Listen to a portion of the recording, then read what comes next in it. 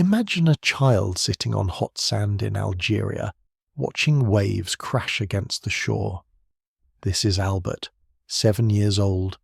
His father died in war before the boy turned 1. His mother hears almost nothing. His grandmother rules with strictness. Yet something remarkable happens inside this small boy's heart. Rather than growing bitter toward fate, he falls deeply in love with existence itself. He feels heat pressing into his skin, tastes salt on his lips, watches light dancing across water. These sensations become his first philosophy, long before he learns that word. The Mediterranean coast shapes him in ways that will last his entire life. While other children dream of escaping their poverty, young Albert discovers richness in simple things. The way afternoon sun turns the sea golden, how cool water feels after hours of heat, the taste of bread shared with friends, the exhaustion after football matches played with complete abandon. These experiences teach him something crucial. Happiness does not require cosmic justification or ultimate meaning. It exists in moments of full engagement with whatever life offers.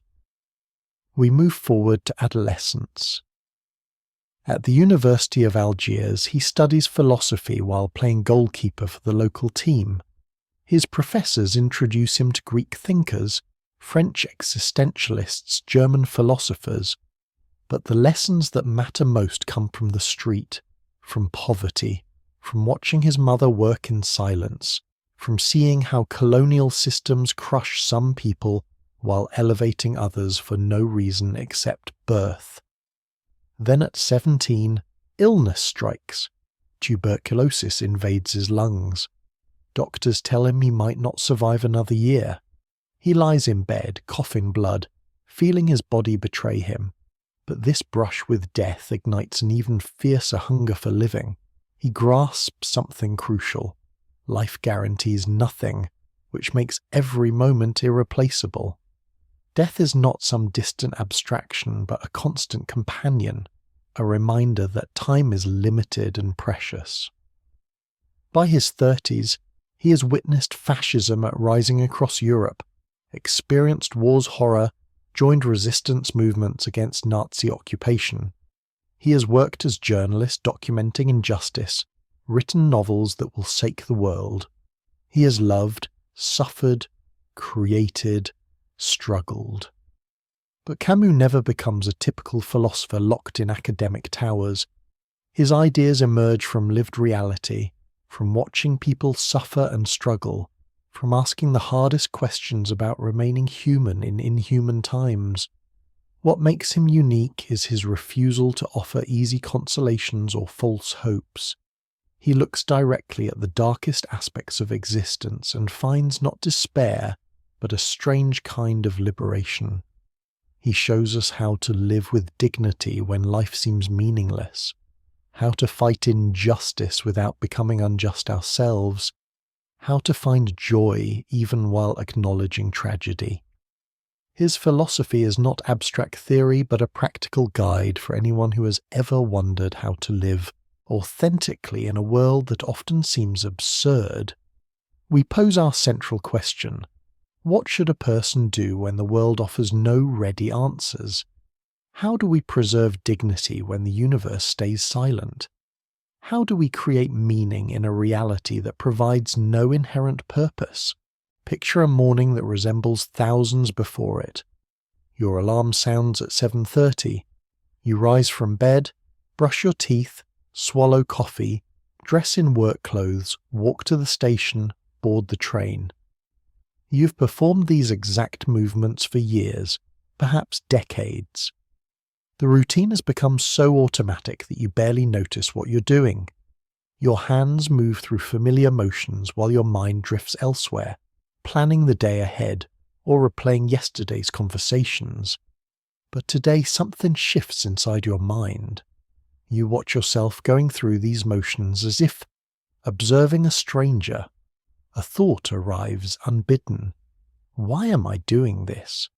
Where does all this activity lead? What purpose does it serve?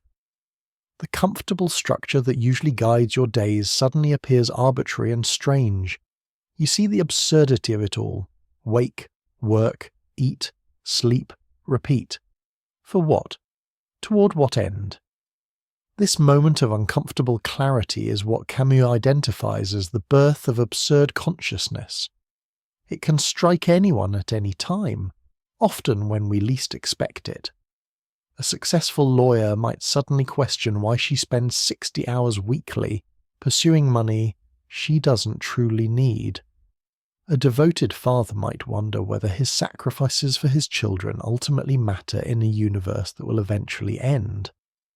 A religious believer might find herself doubting whether her prayers reach anyone at all. A scientist might pause in her laboratory and question whether discovering one more fact about the universe actually changes anything fundamental about human existence. These moments are not signs of mental breakdown or personal failure. They are glimpses of a fundamental truth about human existence that most of us spend most of our time avoiding. Camus describes this recognition with startling honesty. He writes about the person who catches his reflection in a shop window and suddenly feels like a stranger to himself. He describes the office worker who realizes that 30 years of identical routine stretch ahead, and the thought fills him with inexplicable dread. He captures the moment when familiar landscapes turn alien, when people we know best seem like actors playing roles we no longer understand, when even our own faces in mirrors appear foreign and inexplicable. These experiences share a common thread. The sudden collapse of meanings and purposes that usually make life feel coherent and worthwhile. The narratives we tell ourselves about progress, achievement, love, and legacy suddenly seem like stories we invented to avoid confronting something darker and more fundamental. We realize that we have been sleepwalking through existence, following scripts written by others, pursuing goals we never really chose. But what exactly is this absurdity that Camus places at the center of human existence? Many people misunderstand this concept, thinking it means that life is simply silly or pointless in an obvious way. They imagine absurdity as a kind of cosmic joke, the universe laughing at human pretensions. But Camus is making a much more precise and challenging observation. The absurd is neither a property of the world nor simply a product of human psychology. It is not something that exists independently waiting to be discovered. Instead, absurdity arises from a specific kind of relationship between human consciousness and the world that consciousness inhabits. We are the beings who ask questions. We cannot help ourselves. Our minds compulsively seek patterns, explanations, justifications. We want to know not just what happens, but why it happens. Not just how to live, but how we should live. Not just that we exist, but why we exist. This questioning is not optional. It is built into the structure of human consciousness itself. A dog does not wake up wondering whether its life has meaning. A tree does not question the purpose of growing towards sunlight. But humans cannot avoid these questions even when we wish we could. The absurd does not belong to the world itself, nor does it simply emerge from human thinking. Instead, absurdity arises from the collision between what humans desperately need and what the world can actually provide. We are beings who crave explanation, purpose, ultimate meaning. We want to understand why we exist, what we should do with our lives, whether our actions carry lasting significance. But the universe, as far as we can tell, offers no answers to these questions. Think of it like someone shouting into a vast canyon. The person calls out, "Why am I here? What should I do? Does my existence matter?" And the canyon returns only echoes of their own voice, never a new answer, never fresh guidance. This is not hostile silence or malicious withholding of information. It is simply the neutral quiet of something that has no capacity to provide the kinds of answers we seek. The absurd is born in this gap between our questions and the world's inability to answer them. Camus illustrates this through examining everyday life. We build careers that will end when we retire or die. We raise children who will face the same struggles we faced. We create art and write books that will eventually be forgotten. We form relationships that will be severed by death, and yet we continue, day after day, year after year, pushing forward despite knowing that death will eventually undo everything we accomplish. Consider a woman who spends 40 years building a business from nothing. She wakes early, works late, sacrifices leisure and relationships, pours her energy into creating something successful. The business thrives. She feels proud. But then one day she retires, and within 10 years the business has changed beyond recognition or ceased to exist entirely. What was the point? Or think about a man who dedicates his life to being a good father. He reads bedtime stories, attends school plays, teaches his children to ride bicycles, helps them with homework, saves money for their education. He does everything right, but his children grow up, move away, start their own lives. They love him, but they do not need him anymore. He realizes that the role he built his entire identity around was always temporary. He was preparing them to leave him. This recognition might seem like cause for despair. If everything we do is ultimately meaningless, why bother doing anything? If death erases all our achievements, why achieve anything? If the universe does not care about our choices, why choose carefully? But Camus suggests something radically different. The key insight is that recognizing absurdity is not the end of the story, but the beginning of authentic living. Most people, when they glimpse the absurd nature of existence, quickly retreat into various forms of denial or escape. They throw themselves more frantically into work, hoping that greater success will finally provide the meaning they seek. They adopt religious beliefs that promise ultimate meaning, trading honest uncertainty for comforting lies. They become cynical and withdrawn, deciding that if nothing matters, then they might as well stop caring. They numb themselves with entertainment, substances, or endless distraction. But Camus proposes a fourth option that is more difficult but also more honest. We can acknowledge the absurd fully and choose to live anyway. We can see clearly that our lives lack ultimate cosmic significance and still decide that they have value. We can accept that our questions may never be answered and continue to live with passion and engagement. We can recognize that death will undo our accomplishments and still pour ourselves into accomplishing things. This is what Camus means when he talks about living without appeal. We stop appealing to external authorities, whether divine or philosophical or political, to justify our existence or provide us with ready-made purposes. Instead, we take full responsibility for creating whatever meaning and value our lives will have. This does not make our meanings arbitrary or subjective in the way that personal preferences are arbitrary. Some ways of living genuinely support human flourishing, while others undermine it. Some choices genuinely create beauty and reduce suffering, while others create ugliness and increase pain. We can evaluate different approaches based on their actual effects on real human beings. But these evaluations come from us, from human experience and human values, not from cosmic authorities or eternal truths. Now we come to the image that defines Camus' entire philosophy. Sisyphus, the ancient Greek king condemned by gods to push a boulder up a mountain for all eternity.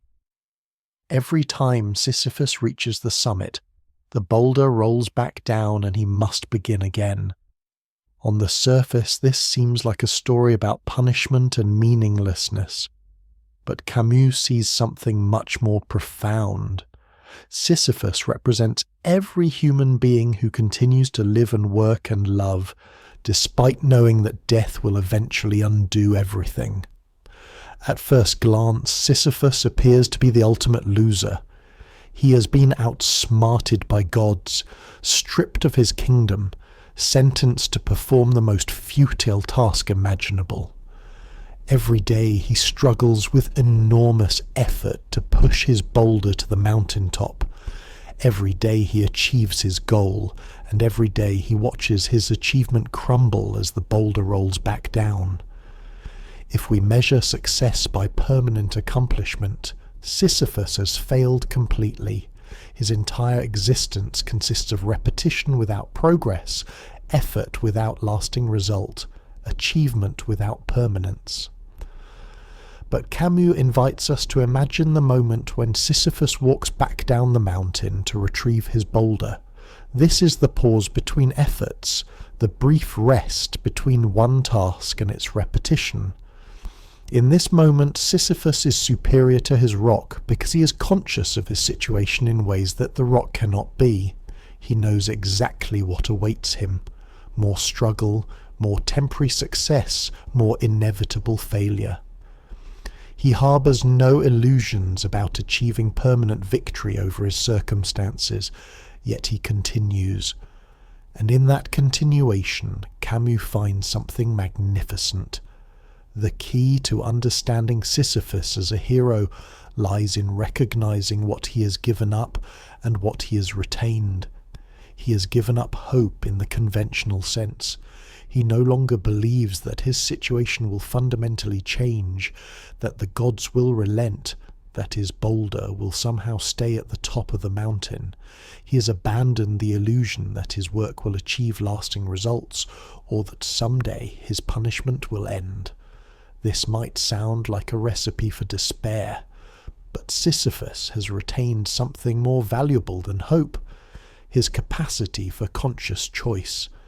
Every morning Sisyphus could refuse to push the boulder. He could sit down in despair or rage impotently at the gods or try to bargain his way out of his punishment. Instead, he chooses to engage fully with the task before him. This choice transforms everything. Sisyphus is no longer merely a victim of circumstances, but an active participant in his own existence. His punishment becomes his project. The very meaninglessness of his task becomes a kind of freedom. Since there is no external standard by which his success can be measured, since there is no audience whose approval he needs to win, since there is no ultimate purpose his work must serve, Sisyphus is free to find his own reasons for continuing. He can take pleasure in the feeling of the sun on his back as he works. He can appreciate the strength in his muscles and the rhythm of his breathing. He can enjoy the view from the mountaintop, however briefly. He can feel satisfaction in giving his best effort regardless of the ultimate outcome. He can find meaning in the struggle itself rather than in any result the struggle might achieve. Camus writes that we must imagine Sisyphus happy, and this might seem like the cruelest irony of all. How can someone be happy while trapped in an endless cycle of futile effort? But Camus is not being sarcastic or paradoxical for its own sake. He is making a profound observation about the nature of human satisfaction. We typically think happiness depends on achieving our goals, getting what we want, making permanent improvements to our circumstances. But Sisyphus suggests a different possibility: happiness that comes from the quality of our engagement with whatever situation we find ourselves in. Think about moments in your own life when you've been completely absorbed in an activity. Maybe you were playing a sport, or working on a creative project, or having an intense conversation with someone you care about. In those moments, you probably were not thinking about whether the activity would lead to lasting achievements or ultimate meaning. You were simply present, fully engaged, giving your complete attention to what you were doing. That quality of engagement, that sense of being fully alive in the present moment, is what Camus finds in his vision of Sisyphus. The boulder is not an obstacle to happiness, but an opportunity for complete involvement with life as it actually is. When human beings confront the absurd nature of existence, Camus observes that they typically respond in one of three ways. Understanding these responses is crucial, because our choice among them shapes everything about how we live. Each response represents a different relationship to the fundamental tension between human needs and the world's silence. Each has its own logic, its own appeal, its own consequences. The first response is physical suicide.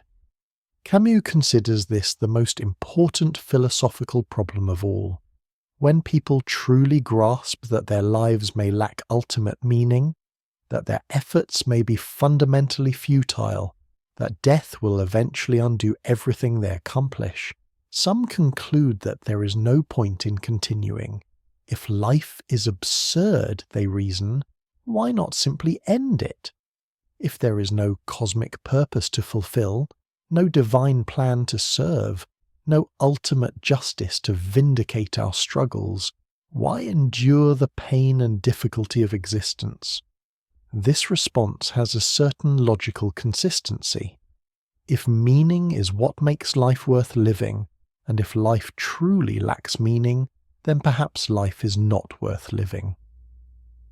But Camus argues passionately against this conclusion. Physical suicide, he believes, represents a fundamental misunderstanding of what the absurd actually tells us about human existence. The absurd is not a reason to give up on life, but a reason to approach life differently. When we recognize that our existence has no external justification, we become free to create our own justifications. When we accept that no external authority will provide us with ready-made purposes, we become free to choose our own purposes. The absence of cosmic meaning does not make life meaningless in every sense. It simply means that whatever meaning life has must come from human sources, rather than divine or metaphysical ones. Moreover, Camus points out that suicide contradicts the very impulse that led to the recognition of absurdity in the first place. We discover the absurd because we care deeply about meaning, purpose, and value. The feeling that life is absurd arises from our passionate investment in life, not from indifference to it. We feel frustrated by the world's silence precisely because we want so much to understand our place in it. To respond to this frustration by ending our existence is to abandon the very thing that makes us distinctively human, our capacity to question, to seek, to refuse easy answers. Suicide eliminates the absurd by eliminating the consciousness that recognizes it. But this is like solving a mathematical problem by destroying the mathematician. The second response is what Camus calls philosophical suicide, and he considers this even more common and perhaps more dangerous than physical suicide. Philosophical suicide occurs when people cannot bear the weight of absurdity and leap into some form of faith that promises to resolve the tension between human needs and the world's silence. This faith might be religious, believing in a God who provides ultimate meaning and purpose. It might be political, believing in historical progress or revolutionary change that will eventually create a perfect society. It might be metaphysical, believing in some cosmic order or universal principle that makes everything make sense. What all these responses have in common is the refusal to live with uncertainty and the insistence that ultimate answers must exist somewhere. Camus understands the appeal of philosophical suicide. Living with absurdity is genuinely difficult. It requires us to act without guarantees, to choose without certainty, to commit ourselves to projects and relationships that may ultimately be meaningless. It is much more comfortable to believe that God has a plan for our lives, or that history is moving toward justice, or that the universe operates according to some benevolent design. These beliefs provide guidance for action, consolation in times of suffering, and hope for the future. They allow us to feel that our struggles serve some larger purpose, that our pain has meaning, that everything will work out in the end. But Camus argues that philosophical suicide is ultimately dishonest. It represents a betrayal of the very intelligence that led us to recognize the absurd in the first place. We cannot unknow what we have learned about the silence of the universe. We cannot simply choose to believe things that our reason tells us are false or unprovable. When we leap into faith, we abandon the very capacity for critical thinking that makes us human. We become like people who close their eyes and pretend that darkness is light. The third response, which Camus advocates, is revolt. Revolt is the refusal to escape from absurdity, either through suicide or through false hope. It is the decision to live fully within the tension between human needs and the world's silence, without trying to resolve that tension through easy answers. Revolt says no to the absurd in the sense of refusing to be crushed by it, but it also says yes to the absurd in the sense of accepting it as the fundamental condition of human existence. It is neither resignation nor rebellion, but something more complex, the determination to live authentically within limits we cannot change. Revolt begins with lucidity, the clear-eyed recognition of our situation.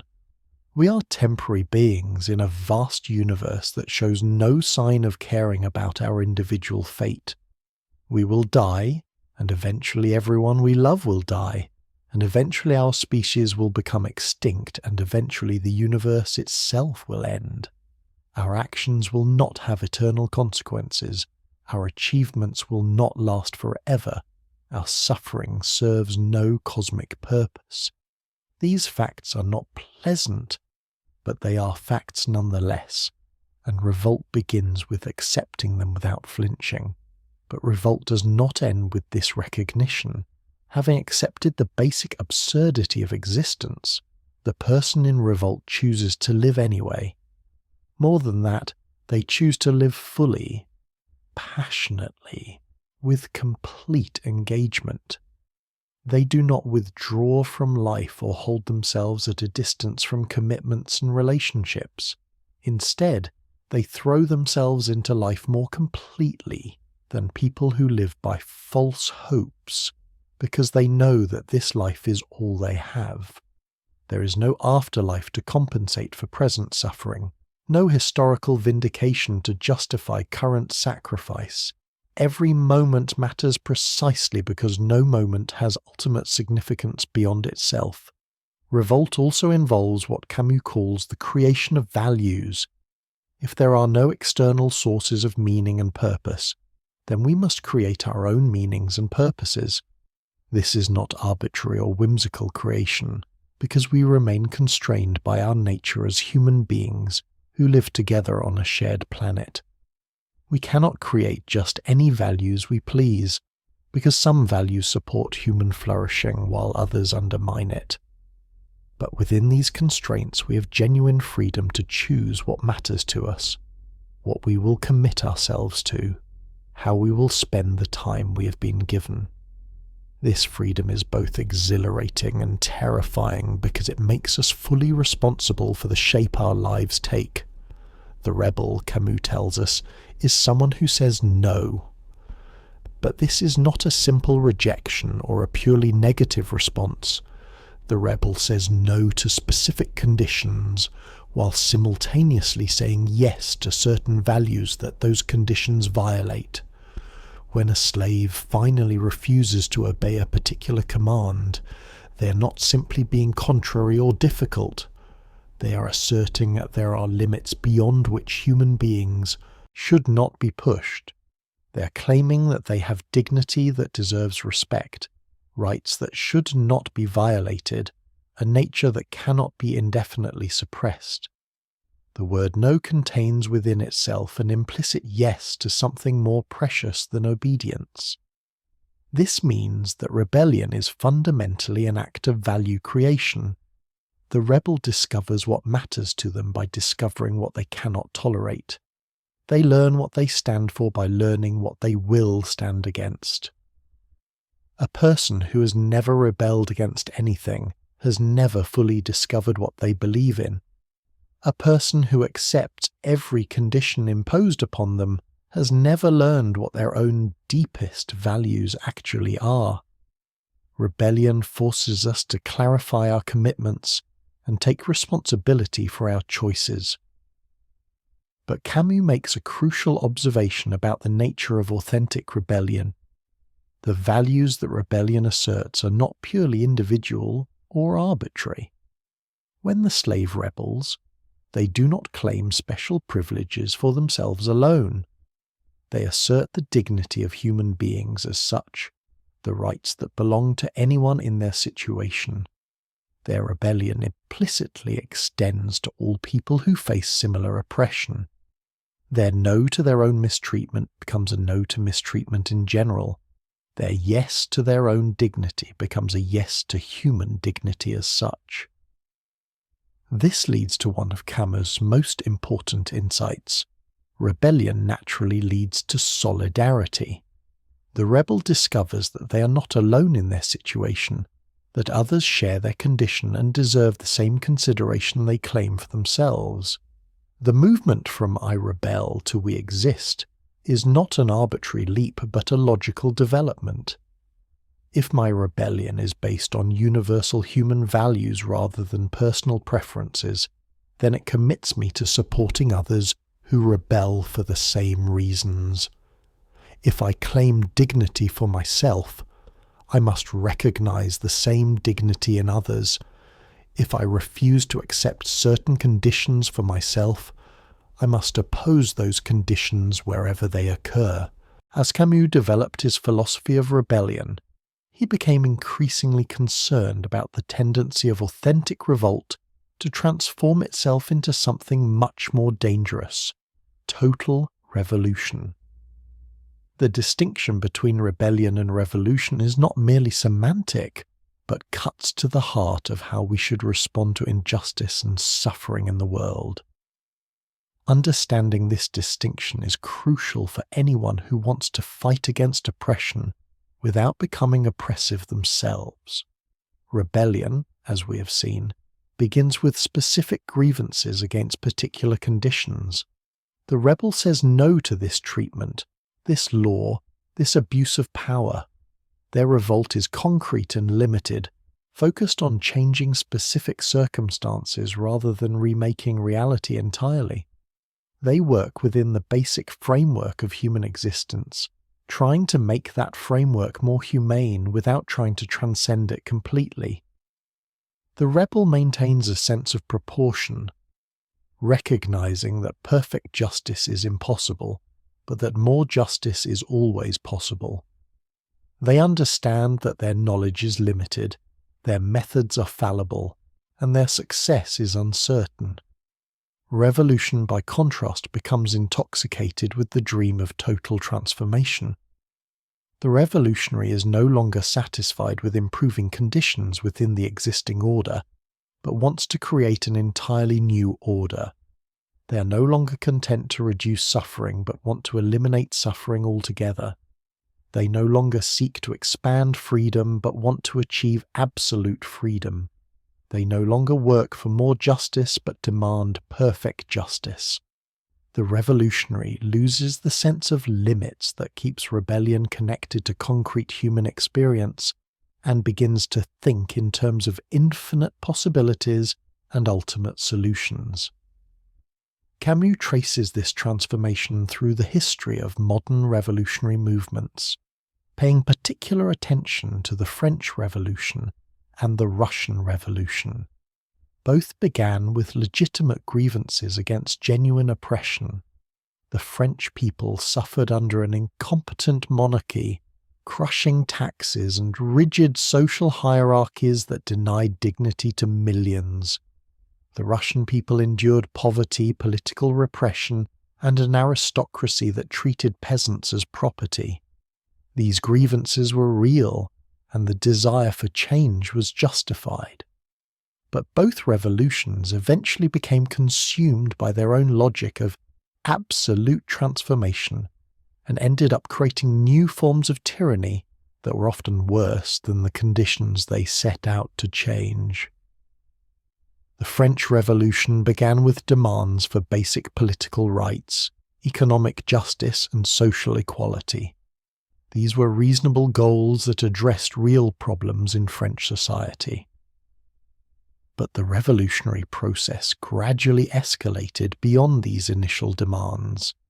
The revolutionaries became convinced that achieving their goals required not just political reform, but the complete transformation of human nature itself. They began to see existing institutions, traditions, and even ways of thinking as obstacles to be eliminated rather than problems to be solved. They started to believe that creating a just society required destroying everything that had come before and building entirely new forms of human organization. This led to what Camus calls the logic of the guillotine. If the old order is completely corrupt and the new order must be perfectly pure, then anyone who represents the old order or questions the new order becomes an enemy who must be eliminated. If human nature itself must be transformed, then people who resist transformation are obstacles to progress who cannot be tolerated.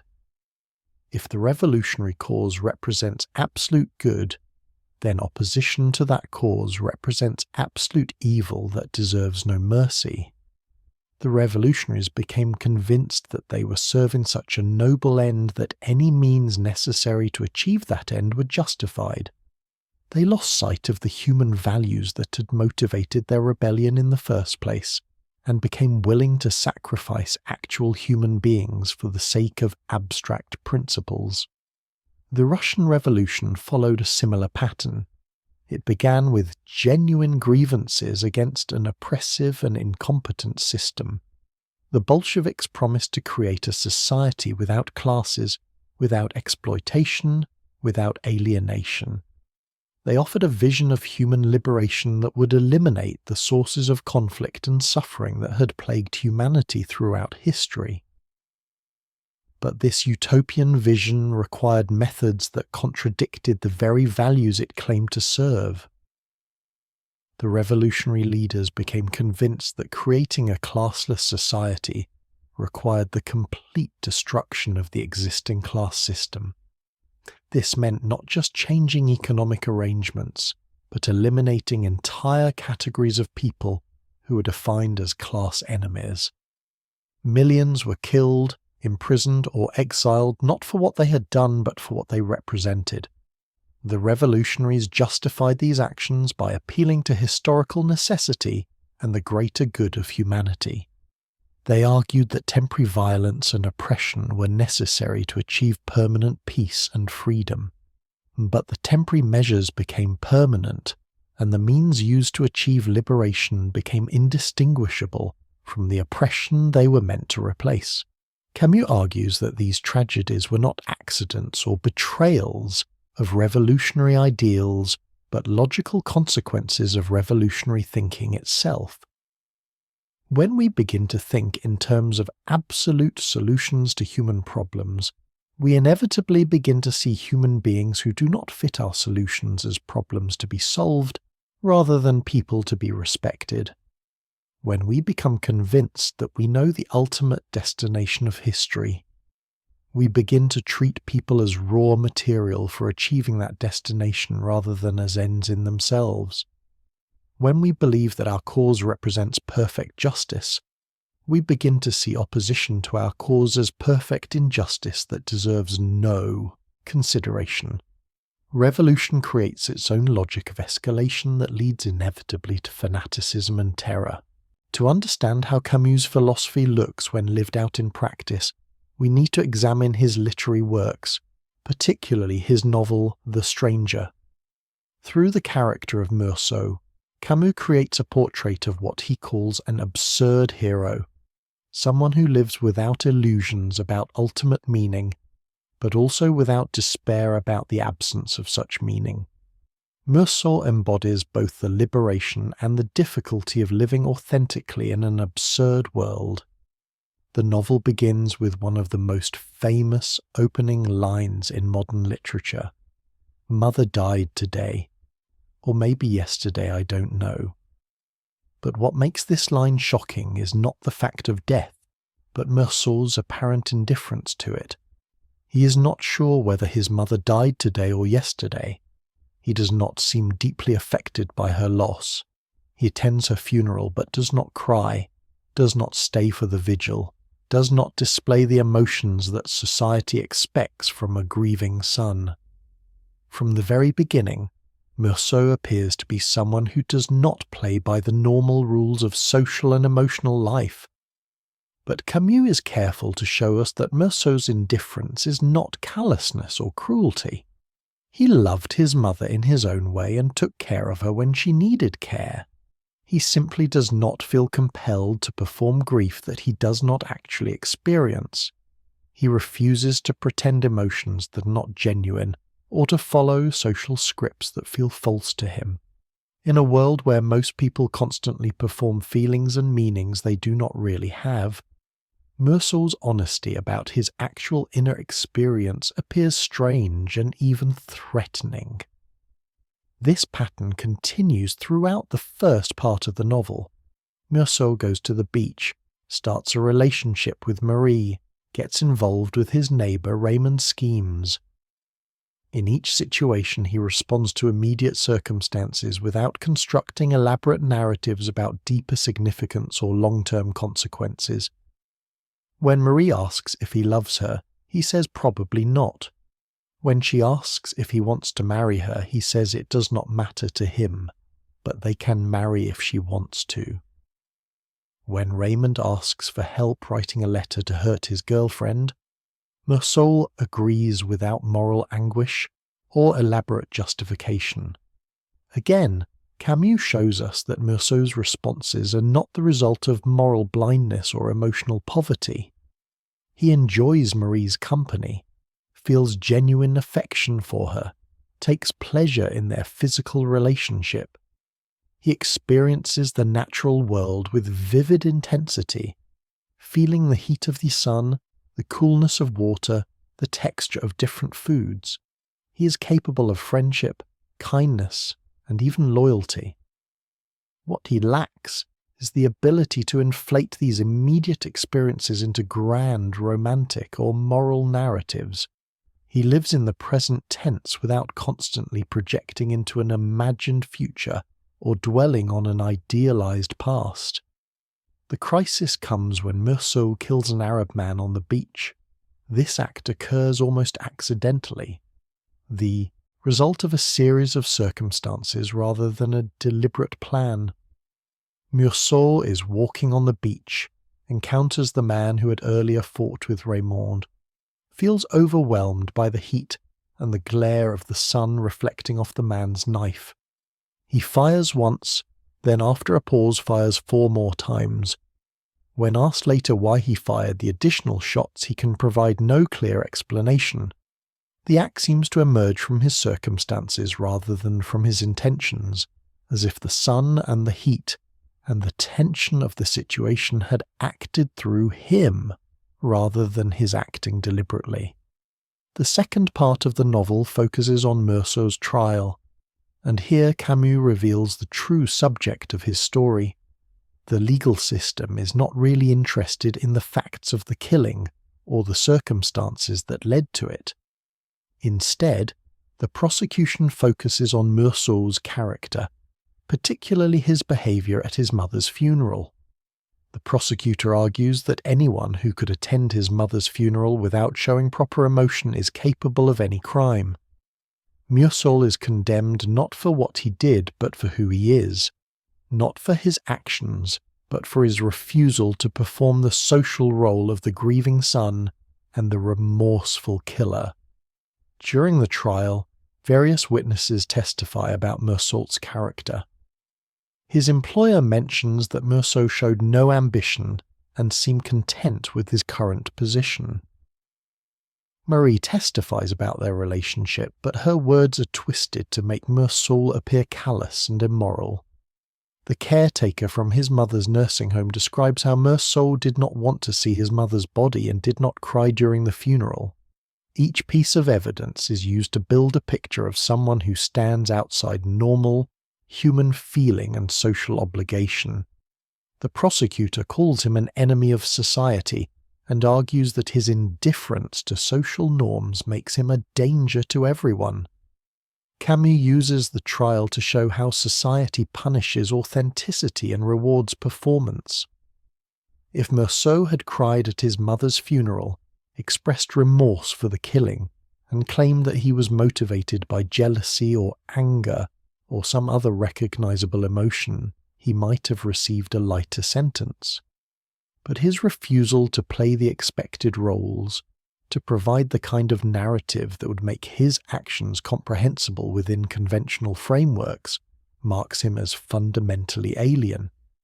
The court cannot tolerate his honesty about the arbitrariness of his actions and the absence of deeper meaning in his choices. In prison, awaiting execution, Meursault gradually comes to understand his situation more clearly. A chaplain visits him and tries to get him to turn to God, to find meaning in his suffering, to prepare for an afterlife that will make sense of his earthly existence. But Meursault rejects these consolations with surprising passion. He has accepted the absurdity of his situation and does not want false hope or imaginary meaning. He prefers honest despair to comforting illusions. He would rather face death without consolation than live with beliefs he knows are false. While the stranger explores individual responses to absurdity, Camus' novel, The Plague, examines how communities can respond collectively to meaningless suffering. Set in the Algerian city of Oran during an outbreak of bubonic plague, the novel serves as both a realistic portrayal of epidemic disease and an allegory for any situation where human beings must face random, inexplicable catastrophe. The plague represents everything about existence that resists human understanding and control, everything that reminds us of our vulnerability and mortality. The novel begins with the gradual recognition that something is wrong in Oran. Rats begin dying in large numbers, appearing in hallways and streets, collapsing in public spaces. Then people start falling ill with symptoms that doctors cannot initially diagnose. The authorities are slow to acknowledge the severity of the situation, reluctant to use the word plague because of its frightening implications. They prefer euphemisms and technical terms that make the crisis seem manageable and temporary. But eventually the evidence becomes undeniable. The city is in the grip of an epidemic that will kill thousands of people and trap the survivors behind a quarantine that cuts them off from the rest of the world. Camus uses the plague to explore different ways that people respond to inexplicable catastrophe. Some, like the journalist Rambert, initially try to escape. Rambert is visiting Oran when the quarantine begins and desperately wants to return to his lover in Paris. He spends much of the novel attempting to find ways to slip through the quarantine to get back to his normal life and the person he loves. His response represents the natural human desire to flee from suffering and return to familiar comforts. There is nothing wrong with this desire, but the plague makes such escape impossible for most people most of the time. Others, like the Jesuit priest Panelou, try to find meaning in the catastrophe. In his first sermon after the plague is acknowledged, Panelou tells his congregation that the plague is divine punishment for their sins. He presents the epidemic as part of a plan that will ultimately serve good purposes if people respond with proper repentance and faith. His response represents the common human need to make sense of suffering by placing it within a larger narrative of justice and purpose. But as the plague continues and Panaloo witnesses the death of innocent children, his certainty begins to waver. By the end of the novel, his sermons have become much more tentative, acknowledging mystery rather than proclaiming clear answers. Still others, like the municipal clerk Grand, respond to the plague by retreating into private obsessions. Grand spends his time working on a novel that he rewrites constantly, never getting beyond the first sentence. His perfectionism becomes a way of avoiding direct engagement with the crisis around him. He represents people who respond to overwhelming circumstances by focusing on small controllable tasks that give them a sense of purpose and accomplishment. There's nothing wrong with such activities, but they can become ways of avoiding rather than confronting the larger challenges that life presents. The novel's heroes are those who choose to fight the plague directly, even though they know their efforts cannot eliminate it entirely. Dr. Ryu, who serves as the novel's narrator, works tirelessly to treat victims and slow the spread of disease. Taro organizes volunteer sanitation teams to help maintain public health. Eventually, even Rambert abandons his escape plans and joins the effort to combat the epidemic.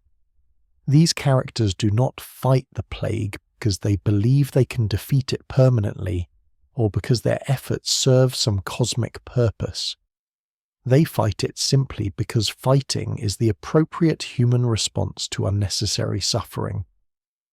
Camus makes it clear that the plague will eventually end on its own, regardless of human efforts to combat it. Epidemics follow natural cycles that have little to do with human intervention. The heroes of the novel are not heroes because they save the city, but because they refuse to accept avoidable suffering as inevitable. They understand that they cannot eliminate death or prevent all tragedy, but they can reduce the immediate impact of the crisis on their fellow human beings. They work without hope of ultimate victory and without despair about ultimate defeat. Their efforts are valuable in themselves, not because of their ultimate consequences. The plague creates a unique form of solidarity among the people of Oran. Social distinctions that normally divide people become irrelevant when everyone faces the same threat. Rich and poor, educated and uneducated, religious and secular, all breathe the same infected air and face the same risk of death. The plague forces people to recognize their fundamental equality as mortal beings who depend on each other for survival. It creates what Camus calls a community of suffering that transcends the usual boundaries of class, culture, and belief. But this solidarity is not automatic or easy. It emerges only when people choose to acknowledge their common situation and accept responsibility for each other's welfare.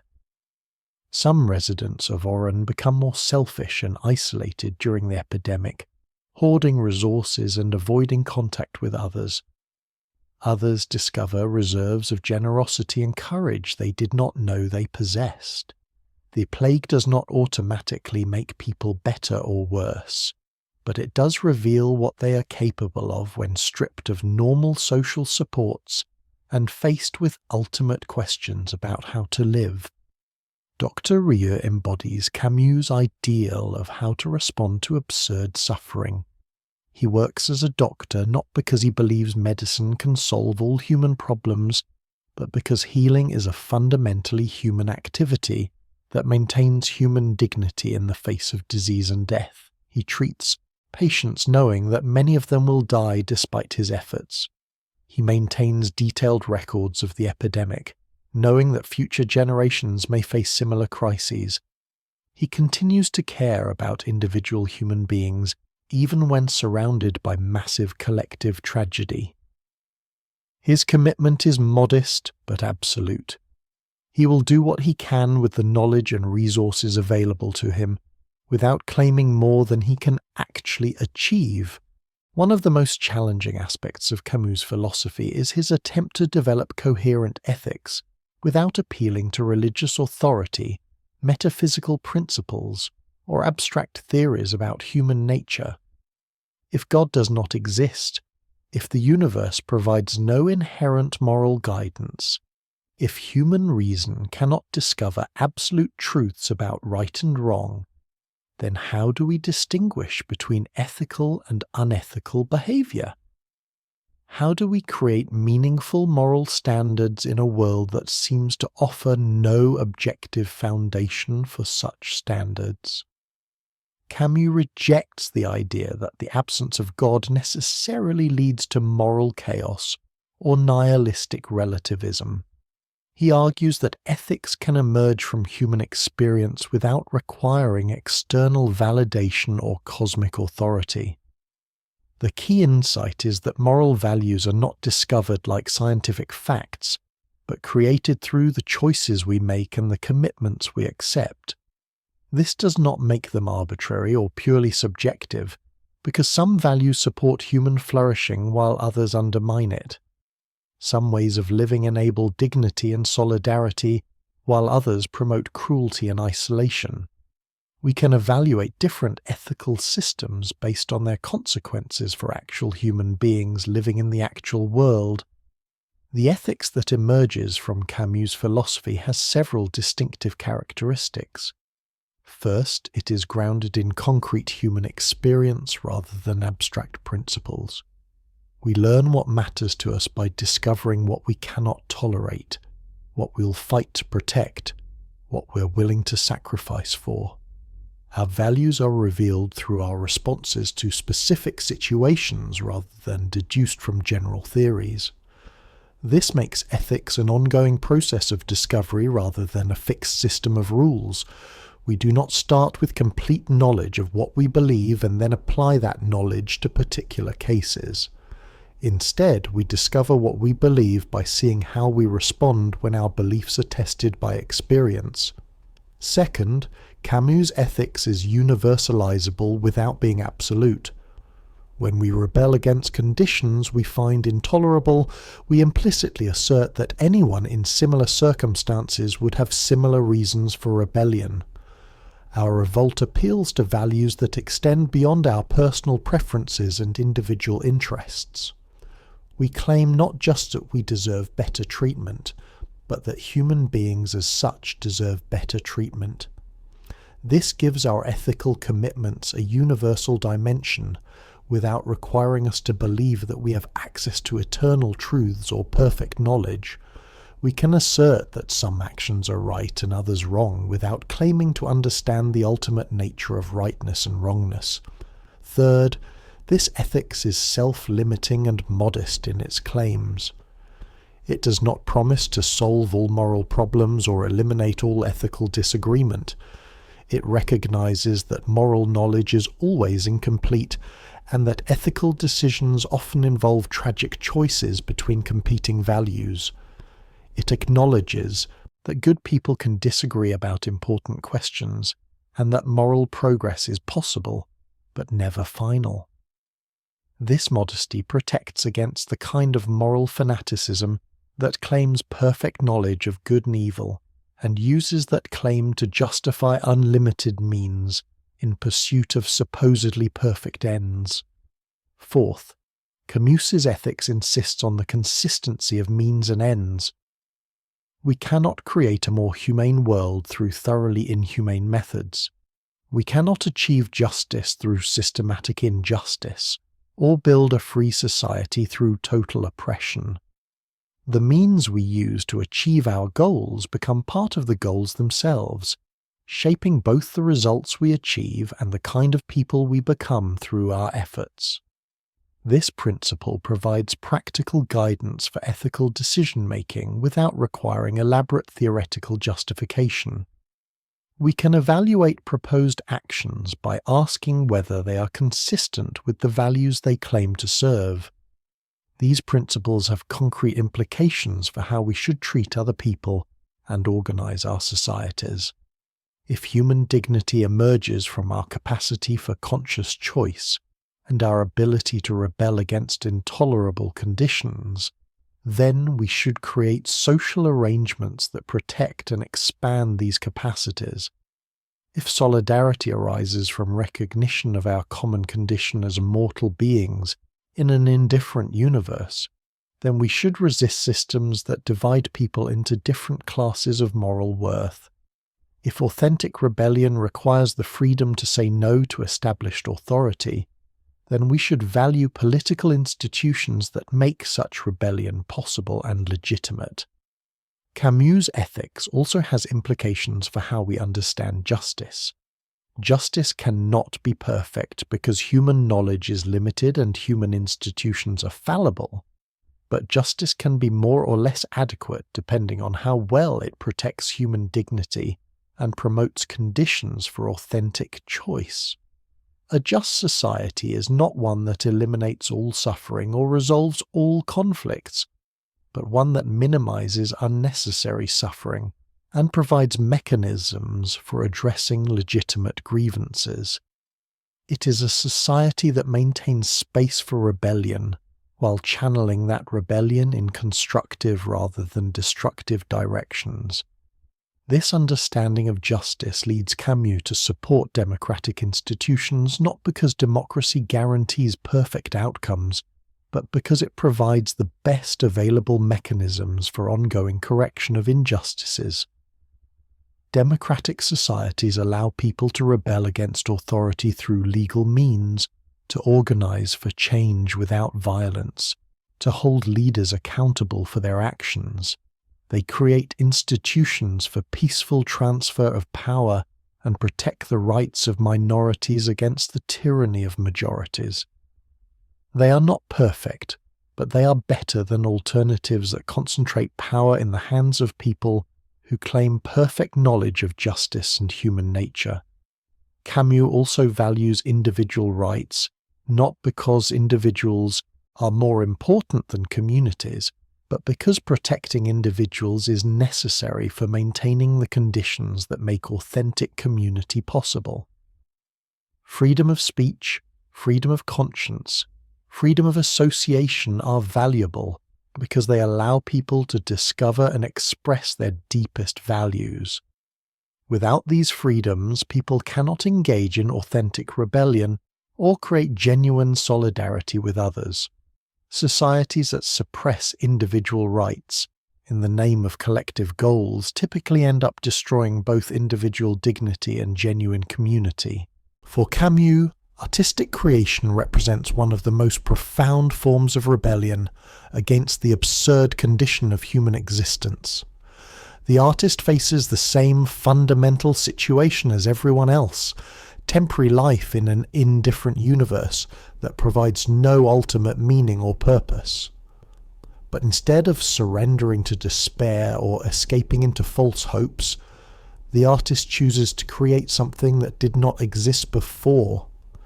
They transform the raw material of experience into forms that speak to other human beings across time and circumstance. In doing so, they demonstrate that human consciousness can impose its own kind of order on chaos, its own kind of meaning on meaninglessness. The act of artistic creation embodies the same spirit as Sisyphus pushing his boulder up the mountain. The artist knows that their work will not last forever, that it cannot solve the fundamental problems of human existence, that it serves no cosmic purpose beyond itself. Yet they continue to create because the activity of creation is itself meaningful, regardless of its ultimate consequences.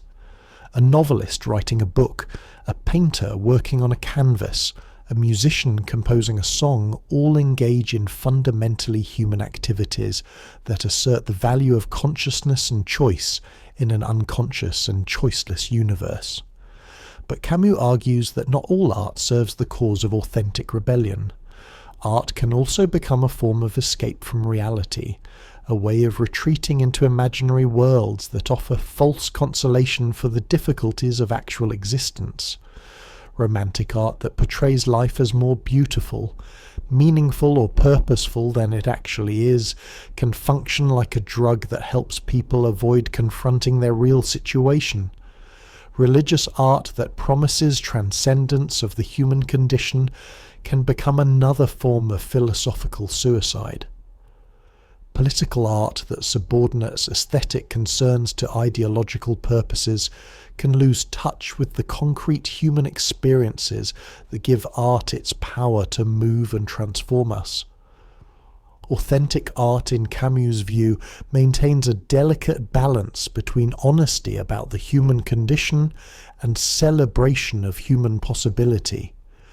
It does not pretend that life is more meaningful than it is, but it also does not succumb to cynicism or despair. It acknowledges suffering without wallowing in it, recognizes limitation without being paralyzed by it, accepts mortality without being obsessed with it.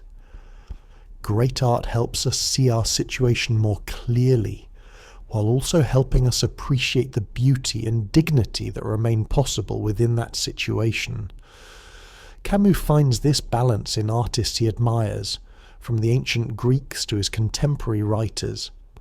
Greek tragedy, for example, portrays characters who face impossible choices and inevitable suffering, yet maintains a sense of human nobility and cosmic beauty. The tragedies do not offer easy answers or comforting resolutions, but they do demonstrate that human beings can face terrible circumstances with courage and dignity. They show us characters who remain fully human even when crushed by forces beyond their control. They celebrate the very capacity for consciousness and choice that makes tragedy possible in the first place. Similarly, Camus admires novelists like Dostoevsky, who explore the darkest aspects of human experience without losing sight of human possibility. Dostoevsky's characters often face moral crises that have no clear solutions, psychological torments that offer no easy relief, spiritual questions that admit no final answers. Yet his novels remain affirmations of life rather than arguments for despair. They show us people struggling with ultimate questions in ways that reveal both human limitation and human greatness. They demonstrate that the search for meaning can be meaningful even when it does not succeed in finding ultimate answers. The artist who truly rebels against absurdity creates works that help other people live more authentically within their absurd situations. They do not offer false hope or easy consolation, but they do provide something equally valuable: the knowledge that other human beings have faced similar challenges and found ways to maintain their dignity and humanity. Great art creates a kind of solidarity across time and space, connecting us to people we will never meet, but whose experiences resonate with our own. It shows us that we are not alone in our struggles, even when these struggles have no ultimate resolution. Camus also sees artistic creation as a form of value creation that parallels moral value creation. Just as we create ethical standards through our choices and commitments, we create aesthetic standards through our creative work and our responses to the creative work of others. There are no external authorities that can tell us definitively what makes art good or bad, meaningful or trivial, important or insignificant. Instead, we must discover and create these standards through our engagement with actual works of art and our reflection on what those works accomplish. This does not make aesthetic judgment arbitrary or purely subjective. Some works of art clearly succeed better than others in helping us understand our situation, appreciate our possibilities, and connect with our fellow human beings. Some artists demonstrate greater skill, deeper insight, more authentic engagement with their material than others. We can evaluate artistic works based on their effects on actual human beings living in the actual world. but we must take responsibility for making these evaluations rather than appealing to external authorities or absolute standards. The process of artistic creation also embodies the kind of engagement with immediate experience that Camus values throughout his philosophy. The artist must pay attention to the concrete details of their medium, the specific qualities of language or colour or sound that make their work effective. They cannot create authentic art by following abstract formulas or pursuing purely theoretical goals. They must remain connected to sensory experience, emotional reality, and practical craft. This grounds artistic creation in the same kind of direct engagement with reality that characterizes authentic rebellion in other spheres of life. Furthermore, the artist who rebels against absurdity creates works that are accessible to other people, rather than retreating into private visions or esoteric theories. Camus values art that speaks to common human experiences and concerns, not because he believes in lowest common denominator aesthetics, but because he believes that authentic art emerges from and speaks to our shared condition as conscious beings in an indifferent universe. Art that becomes too divorced from ordinary human experience loses its power to illuminate that experience or provide solidarity for people struggling with their own versions of absurdity. Throughout his life, Camus maintained a deep connection to the Mediterranean world of his youth, finding in its landscape and culture a source of values that counterbalanced the ideological extremism and existential despair of 20th century Europe. The Mediterranean represented for him a different way of approaching life, one that emphasized immediate experience over abstract theorizing, sensual appreciation over intellectual analysis, balance and moderation over passionate extremism. This was not mere nostalgia for childhood or romantic idealization of a particular place, but a philosophical position about how human beings might live more authentically and joyfully within the limits of their condition. The Mediterranean sun appears throughout Camus' writing as a symbol of direct unmediated experience that cuts through philosophical complications and ideological abstractions. Under the intense North African sun, theoretical problems about the meaning of life seem less pressing than immediate concerns about shade, water, and physical comfort.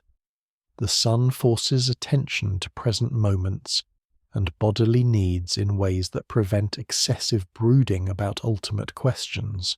It creates conditions where thinking becomes secondary to sensing, where intellectual complexity gives way to simple appreciation of being alive in a physical world. This emphasis on sensual experience was not anti-intellectual, but rather represented an attempt to ground intellectual life in concrete reality. Camus argued that too much philosophy lost contact with the lived experience that gave rise to philosophical questions in the first place. Mediterranean culture, with its emphasis on food, wine, conversation, and physical pleasure, reminded people that human life was fundamentally embodied and social rather than purely mental and individual.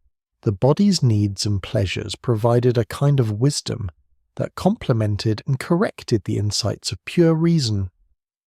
Camus found in Mediterranean culture a model of what he called lucid indifference, a way of living that acknowledged life's tragic dimensions without being overwhelmed by them. Mediterranean peoples had endured centuries of conquest, war, poverty, and natural disaster, yet had maintained cultures that celebrated life rather than dwelling obsessively on suffering. They had developed traditions of hospitality, festival, artistic creation, and communal solidarity that enabled human flourishing despite adverse circumstances. They demonstrated that it was possible to remain realistic about life's difficulties while still finding reasons for joy and celebration. The Mediterranean approach to time also appealed to Camus as an alternative to the frantic pace and future orientation of modern industrial society. Mediterranean cultures tended to emphasize cyclical rather than linear time, seasonal rhythms rather than mechanical schedules, patience rather than urgency. They valued contemplation, leisure, and appreciation of present moments in ways that modern productivity-obsessed cultures often dismissed as laziness or inefficiency. But Camus saw this different relationship to time as potentially healthier and more humane than the endless striving for progress and achievement that characterized Northern European and American societies. This did not mean that Camus romanticized Mediterranean culture or ignored its limitations and injustices. He was well aware of the poverty, social inequality, and political oppression that characterized many Mediterranean societies. He knew that traditional cultures could be narrow, oppressive to women and minorities, and resistant to necessary changes. He did not advocate a simple return to pre-modern ways of life, or reject the benefits of modern medicine, technology, and democratic institutions.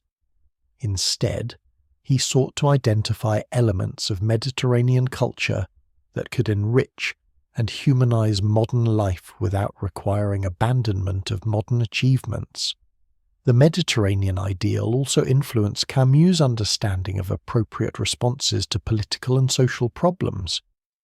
Mediterranean cultures had historically emphasized negotiation, compromise, and accommodation, rather than total victory of one side over another. They had developed traditions of coexistence among different ethnic and religious groups that, while imperfect, offered alternatives to the ethnic nationalism and ideological purity that had brought such catastrophe to 20th century Europe. They suggested that diversity could be a source of strength rather than weakness, that different ways of life could enrich rather than threaten each other. Camus saw the Mediterranean as representing a middle path between the excessive rationalism of Northern European culture and the excessive mysticism of some Eastern traditions. Mediterranean culture valued reason but did not make it into an idol that displaced other human capacities. It appreciated mystery and transcendence, but did not use them as excuses for abandoning critical thinking or practical problem solving. It achieved a kind of balance that enabled human beings to remain fully human, rather than becoming either pure intellects or pure spirits. The Mediterranean ideal also shaped Camus' understanding of appropriate relationships between human beings and the natural world. Mediterranean cultures had developed over centuries in close relationship with particular landscapes and climates, learning to work with natural rhythms rather than trying to dominate or transcend them completely. They suggested ways of living that were environmentally sustainable and personally satisfying, without requiring either the exploitation of nature or complete withdrawal from technological development. They demonstrated that human beings could be at home in the world without trying to remake the world entirely according to human specifications. Camus's celebration of Mediterranean values also reflected his belief that human beings needed roots in particular places and cultures in order to flourish. The rootless cosmopolitanism of modern intellectual life, while offering certain advantages, could also lead to a kind of spiritual homelessness that made authentic engagement with life more difficult. People needed to belong somewhere, to feel connected to particular traditions and landscapes in order to develop the kind of concrete identity that could serve as a foundation for genuine rebellion and authentic solidarity. But this rootedness should be chosen and reflective rather than merely inherited and unconscious. The Mediterranean represented for Camus a way of being rooted without being narrow, traditional without being rigid, appreciative of the past without being nostalgic. It offered resources for living well that did not depend on ideological commitment or metaphysical belief. It suggested that human beings could find satisfaction and meaning through attention to immediate experience, cultivation of personal relationships, and appreciation of natural beauty. These were modest goods that did not promise ultimate fulfillment, but could provide genuine happiness for people willing to accept their limitations and embrace their possibilities. Camus' political philosophy emerged not from abstract theorizing, but from his direct experience of injustice, violence, and the complex moral challenges of resistance. Born and raised in French Algeria, he witnessed firsthand the realities of colonial rule and the growing tensions between European settlers and the Arab and Berber populations. Later, as a journalist and member of the French resistance during World War II, he confronted the moral complexities of violence in the cause of justice. These experiences shaped his understanding of politics as an arena where abstract principles collide with concrete human suffering, and where good intentions often lead to terrible consequences. Camus' relationship with Algeria and the question of Algerian independence reveals both the strengths and limitations of his political thinking. He genuinely cared about justice for the Arab population and consistently opposed the discriminatory policies of the colonial system. As a young journalist, he documented the poverty and exploitation faced by Arab workers and argued for political and economic reforms. He believed that French and Arab Algerians could coexist in a more just society that recognized the rights and dignity of all inhabitants. But he could never bring himself to support Algerian independence, partly because he feared for the safety of the European population, including his own mother, who still lived in Algeria. This position put him at odds with many intellectuals of his generation who saw anti-colonial movements as necessarily progressive and liberation struggles as inherently just. Camus argued that the situation was more complex than simple narratives of oppression and liberation could capture. He pointed out that many European settlers, like his own family, were poor working-class people who had lived in Algeria for generations and considered it their home. They had not personally created the colonial system and should not bear sole responsibility for its injustices. He feared that independence might lead to violence against civilians who bore little personal responsibility for colonial policies. He also worried that revolutionary nationalism might create new forms of oppression to replace the old ones. Camus' famous statement that he would choose his mother for justice was widely misunderstood and taken out of context. He was not saying that personal loyalty should always trump moral principles, but rather that abstract justice that requires the sacrifice of innocent people is not genuine justice at all. He believed that any political solution to the Algerian crisis would have to protect the rights and safety of all inhabitants, not just those on one side of the conflict. This position reflected his broader conviction that means and ends must be consistent, that we cannot create a just society through unjust methods. The Algerian question also illustrates Camus' broader suspicion of revolutionary ideology and totalizing political solutions. He saw how revolutionary movements that began with legitimate grievances against genuine oppression could evolve into fanatical crusades that brooked no opposition and recognized no limits. The Algerian nationalists, like other revolutionary movements, claimed to represent the inevitable march of history and the ultimate triumph of justice. They justified present violence by appealing to future liberation and dismissed criticism as collaboration with oppression. Camus recognized the justice of their cause but feared the logic of their methods. This fear was not abstract, but based on his observation of how revolutionary logic has played out in other contexts.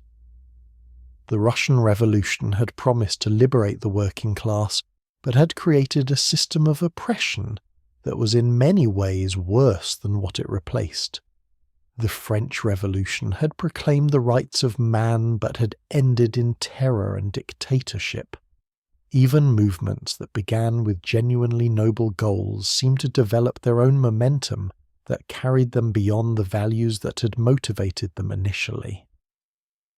Camus wanted to find ways to fight injustice that would not reproduce injustice in new forms. His alternative approach emphasized reform over revolution, gradual change over total transformation, and protection of individual rights over achievement of collective goals. He supported trade unions, democratic socialism, and international organizations that could address injustice through legal and peaceful means. He believed that lasting change required changing hearts and minds, not just changing power structures. He argued that violence, even in good causes, tended to brutalize both those who used it and those against whom it was used. He preferred slower progress that preserved human dignity to faster progress that sacrificed present people for future ideals. This position often put Camus at odds with other left-wing intellectuals, particularly Jean-Paul Sartre and his circle. Sartre argued that neutrality was impossible, that refusing to choose sides was itself a political choice that favoured the status quo. He embraced revolutionary violence as necessary for creating a more just world, and criticised Camus for bourgeois moralism that privileged abstract principles over concrete liberation. Camus responded that choosing sides in conflicts between competing totalitarianisms was not the only alternative to passive neutrality. He argued for what he called the third way, a position that opposed injustice without embracing revolutionary ideology. He supported specific reforms and particular struggles while rejecting grand narratives about historical necessity and ultimate solutions. He believed that intellectuals had a responsibility to maintain their independence and speak truth to power on all sides, not to become propagandists for particular political movements. The conflict with Sartre became personal as well as political, ending their friendship and creating lasting bitterness on both sides. Sartre accused Camus of abandoning the working class and supporting the oppressive status quo. Camus accused Sartre of intellectual dishonesty and willingness to justify any means in pursuit of supposedly noble ends. The debate reflected larger tensions within the European left about how to respond to injustice in a world divided between capitalist and communist blocs, both of which seemed to offer only partial and problematic solutions to human problems. Camus' political philosophy was also shaped by his experience of Nazi occupation and resistance. He had seen how ordinary people could be transformed into collaborators or heroes depending on the choices they made under extreme pressure. He had learned that good and evil were not abstract categories, but concrete realities that emerged through human actions in specific situations. He had witnessed the importance of individual courage and moral clarity when social institutions collapsed and normal rules no longer applied. This experience convinced him that political systems were less important than the character and values of the people who operated them. Democratic institutions could not guarantee justice if citizens lack the courage to defend democratic values. Revolutionary movements could not create freedom if revolutionaries were willing to sacrifice freedom for other goals. The quality of political life depended ultimately on the moral quality of individual human beings and their willingness to take responsibility for their choices. In his final completed novel, The Fall, Camus explores themes that mark a significant evolution in his thinking about human nature, moral responsibility, and the possibilities for authentic living. The book takes the form of a confession by Jean-Baptiste Clamence, a former Parisian lawyer who now works as a judge penitent in the bars of Amsterdam. Through Clémence's monologue, Camus examines the ways that even our most noble impulses and moral convictions can become corrupted by pride, self-deception, and the desire for superiority over others. Clémence begins by describing his former life as a successful lawyer who specialized in defending the poor and oppressed. He took cases without payment, supported noble causes, and cultivated a reputation as a defender of justice and human rights. He saw himself as a good person, someone who stood on the side of virtue in a world full of moral ambiguity and compromise. He enjoyed the admiration of others and the satisfaction of knowing that he was making a positive difference in the world. His self-image was that of a moral hero, someone who had chosen the difficult path of righteousness in a corrupt society. But Clémence gradually reveals that even his most altruistic actions were motivated partly by self-interest and the desire for moral superiority. He helped others not only because helping was right, but because helping made him feel good about himself and superior to people who were less generous. He cultivated his reputation for virtue because it brought him pleasure and social advantages. Even his genuine concern for justice was mixed with pride in his own moral excellence and contempt for people who seemed less morally aware or committed. The crisis in Clémence's life comes when he witnesses a young woman jumping from a bridge into the Seine River and fails to attempt a rescue. He hears her cry out, sees her fall, but does not act. He tells himself that it is too late, that the water is too cold, that he probably could not have saved her anyway. But he knows that his real motivation was self-preservation, and that his failure to act contradicts everything he believed about himself as a moral person. The incident forces him to confront the gap between his self-image and his actual behavior when faced with genuine moral challenge. This recognition leads to what Clémence calls his fall from innocence. He begins to see self-interest and moral weakness everywhere in his past behavior. Actions that he had interpreted as virtuous now appear to him as subtle forms of selfishness and pride. Relationships that he'd understood as generous now seem manipulative and self-serving. His entire identity as a good person crumbles as he recognizes the mixed motives and self-deception that had shaped even his most admirable actions. Unable to bear the weight of this self-knowledge, Clémence develops a new philosophy and a new profession. He becomes a judge penitent, someone who confesses his own sins as a way of judging others. By revealing his own moral failures, he creates a context in which others feel compelled to examine and confess their own failures. He uses his confession as a weapon against the moral pretensions of others, showing them that they are no better than he is. His confession becomes a form of accusation, his humility a form of pride, his self-criticism a way of claiming superiority over people who are less honest about their own moral limitations. Clémence's strategy represents a sophisticated form of moral nihilism that acknowledges human weakness while using that acknowledgement to avoid genuine moral responsibility. By insisting that everyone is equally guilty, he eliminates the possibility of meaningful moral distinctions. By confessing his own sins, he claims the right to judge others without being judged himself. By embracing his fallen condition, he avoids the difficult work of trying to live better despite his limitations. His philosophy offers the comfort of cynicism without the honesty of genuine despair or the courage of authentic rebellion. The Fall can be read as Camus' exploration of what happens when the recognition of absurdity leads not to authentic rebellion, but to sophisticated forms of bad faith and moral evasion. Clamence represents the person who has learned enough about human nature to become cynical, but not enough to become compassionate.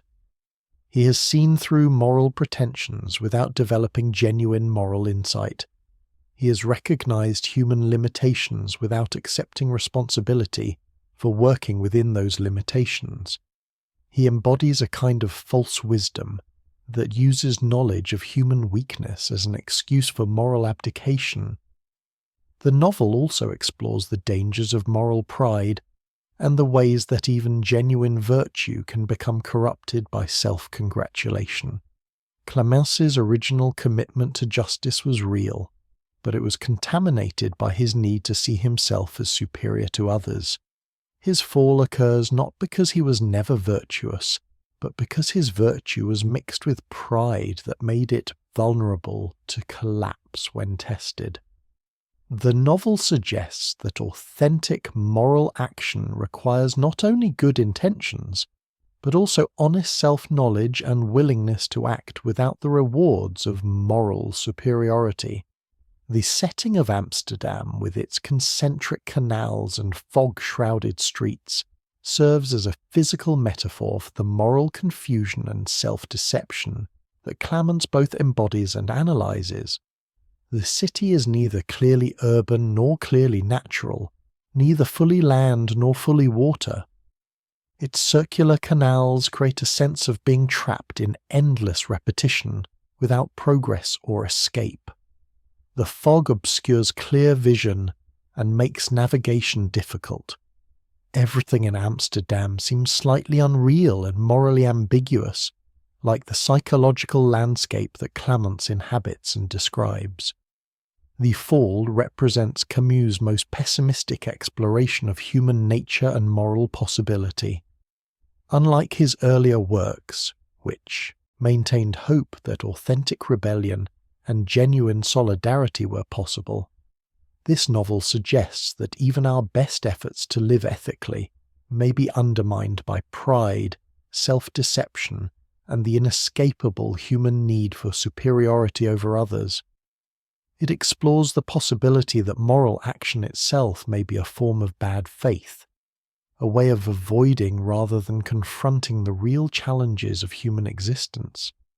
It asks whether genuine virtue is possible for beings who are conscious of their own virtue and who derive satisfaction from moral action.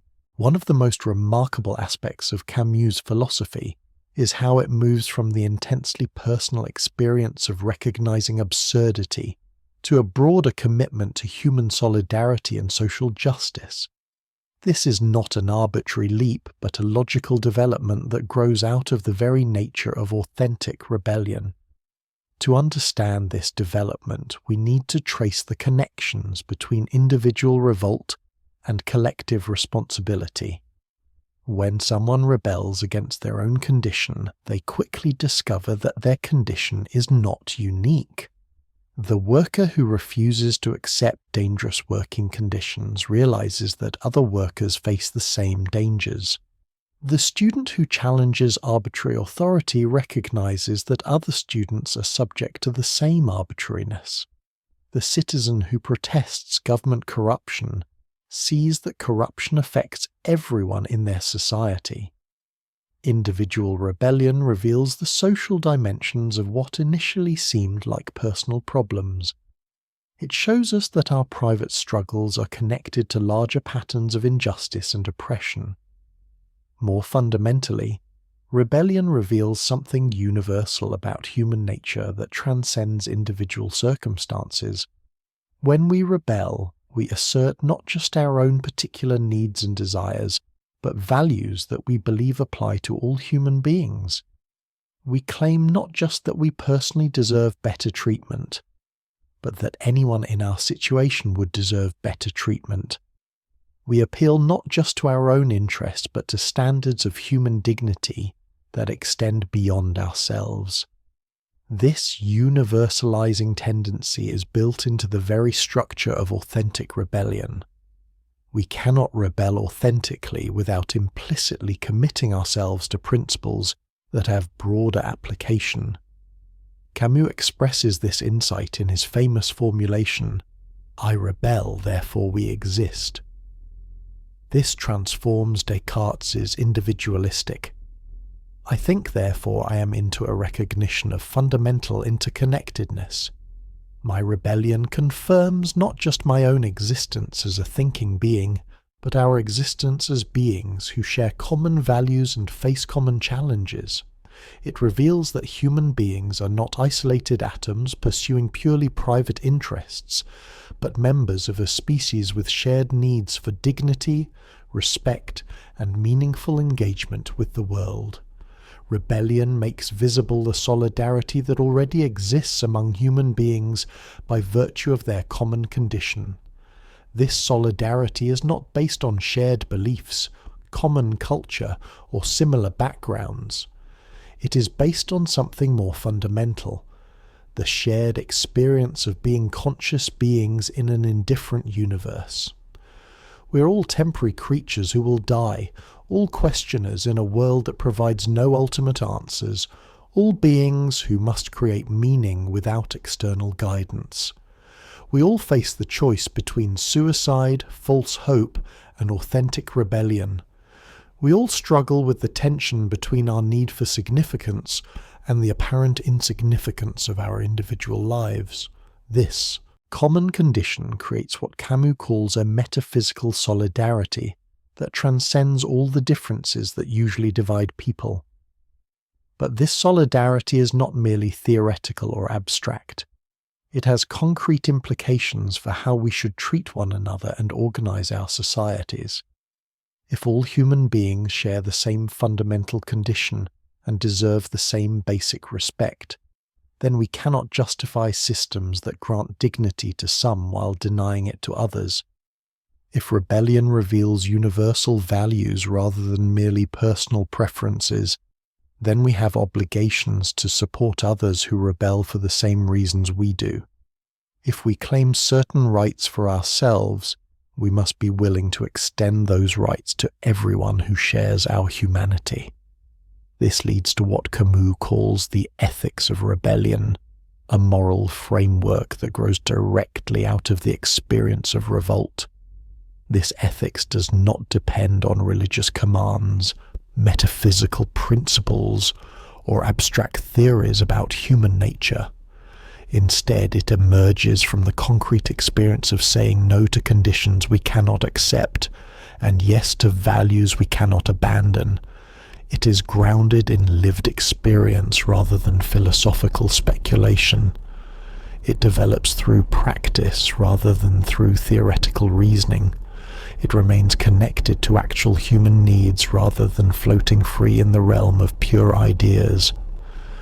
The ethics of rebellion has several distinctive characteristics. First, it is limited and modest in its claims. It does not promise to solve all human problems or eliminate all forms of suffering. It recognizes that the human condition includes tragedy, loss, and mortality that cannot be overcome through social change or individual effort. It works to reduce unnecessary suffering without promising to eliminate suffering entirely. It seeks to expand opportunities for human dignity without claiming that perfect dignity is achievable.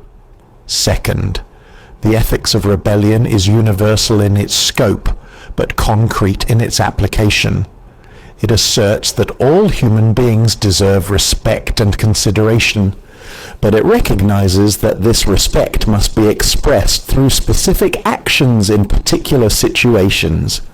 It provides general principles like dignity matters, suffering should be minimized, freedom should be protected, but it does not provide detailed blueprints for how to apply these principles in every context.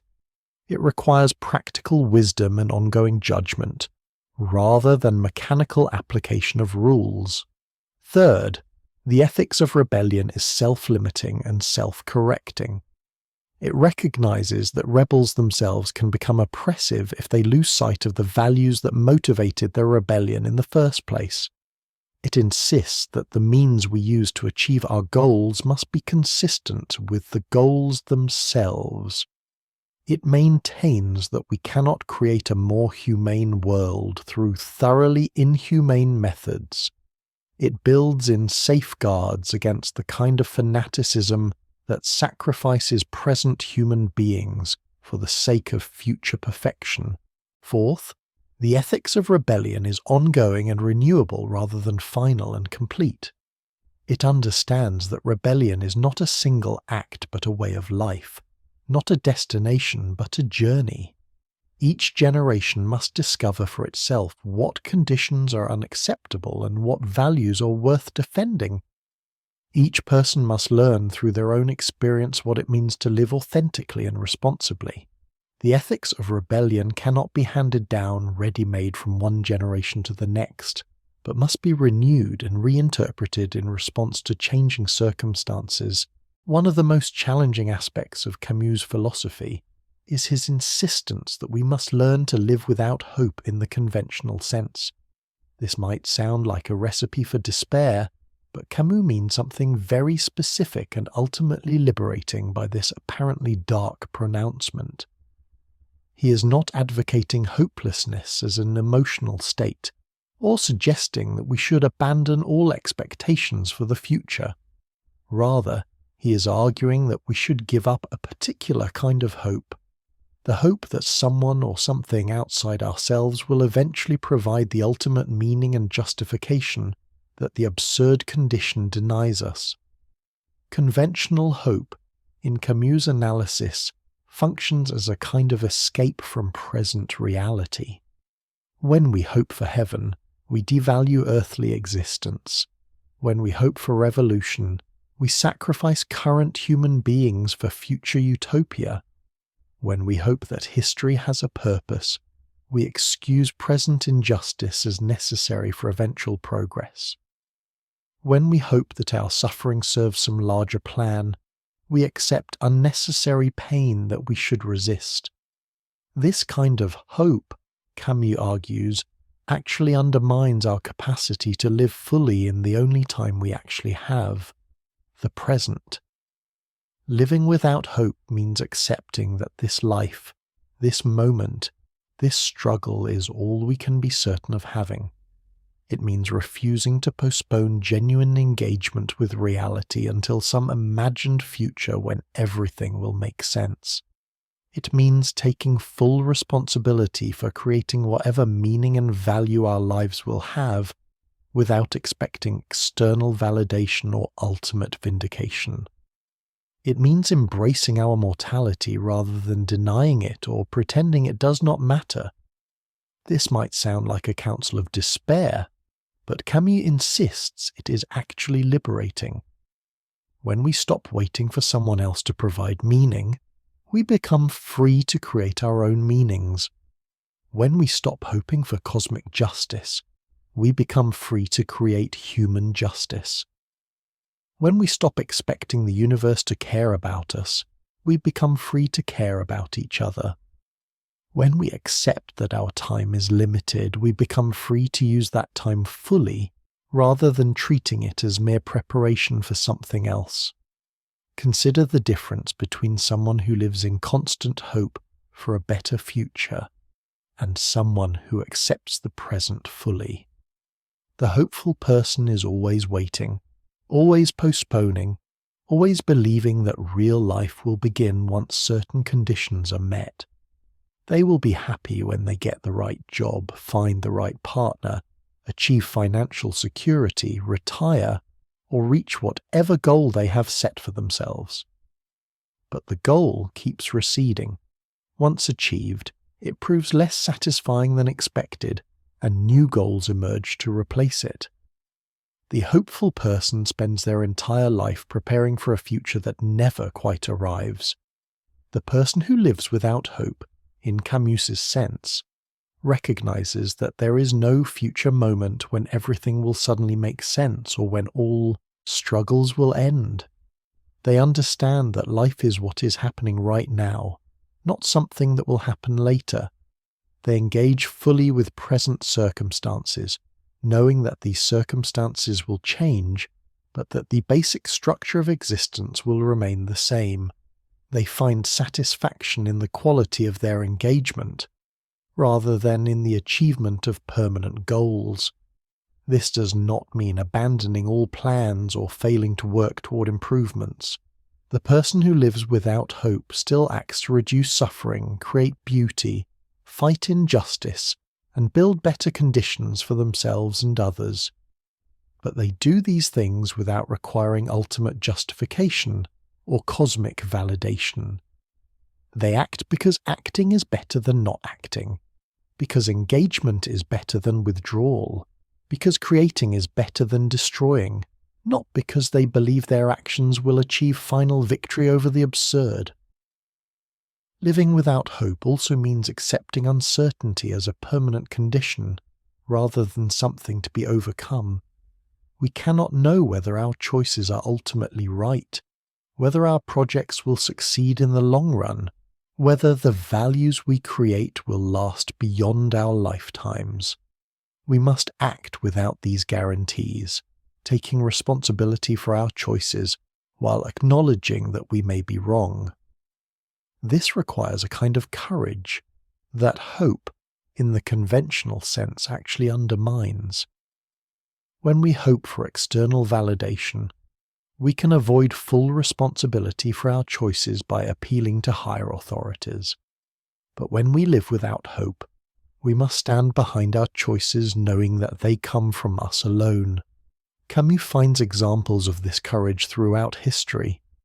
The resistance fighters who opposed fascism knowing they might die without seeing victory. The artists who created beauty knowing their works might be forgotten. The reformers who fought injustice knowing that injustice would never be completely eliminated. The parents who raised children knowing those children would face their own struggles and eventual death. All these people acted without guarantee of success or permanent achievement. They did what they did because it seemed worth doing, not because they believed they could achieve ultimate victory. This courage extends to intellectual honesty as well.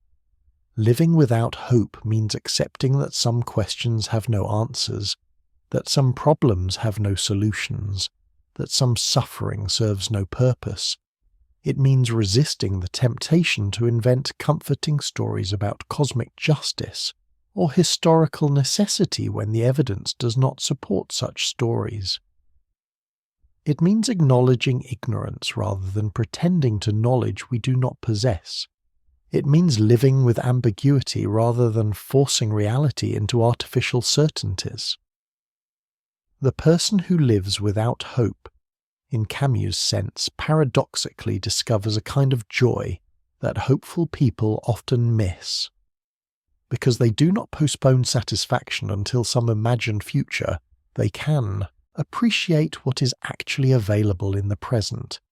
Because they do not require cosmic validation, they can value human connections and achievements for what they are.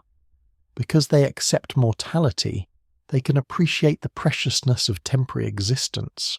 Because they create their own meanings, those meanings belong to them in ways that inherited or imposed meanings never could. Central to Camus' philosophy is what he calls the philosophy of limits, the recognition that human action must be constrained by respect for human dignity, even when pursuing just causes. This principle distinguishes authentic rebellion from destructive revolution, and provides practical guidance for anyone who wants to fight against injustice without becoming unjust themselves. Understanding this philosophy of limits is essential for navigating the moral complexities of political action in a world that offers no absolute guidelines. The philosophy of limits begins with acknowledging what we do not and cannot know. We do not know the ultimate purpose of human existence, if there is one. We cannot predict with certainty the long-term consequences of our actions. We do not have access to perfect moral knowledge that would allow us to judge definitively between right and wrong in all circumstances. We cannot foresee all the ways that our methods will shape our results. This ignorance is not temporary or fixable, but permanent and inherent in the human condition. Given this fundamental ignorance, Camus argues, we must approach political action with humility and caution. We should be suspicious of anyone who claims perfect knowledge of what justice requires or who promises final solutions to human problems. We should resist movements that demand unlimited sacrifice in pursuit of supposedly noble ends. We should maintain limits on what means are acceptable regardless of how desirable the ends might be. We should preserve space for dissent, doubt, and revision even within movements we support. The philosophy of limits has several practical implications. First, it means that we should never treat human beings as mere means to achieving political goals, no matter how noble those goals might be. People are not raw material for building utopia or obstacles to be removed on the path to progress.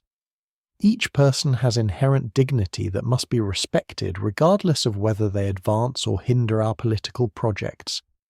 This means refusing to kill innocents even in just causes, refusing to use torture even to extract information that might save lives, refusing to sacrifice present generations for the supposed benefit of future generations.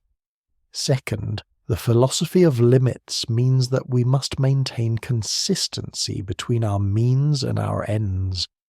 We cannot create freedom through total oppression, achieve justice through systematic injustice, or build peace through unlimited violence.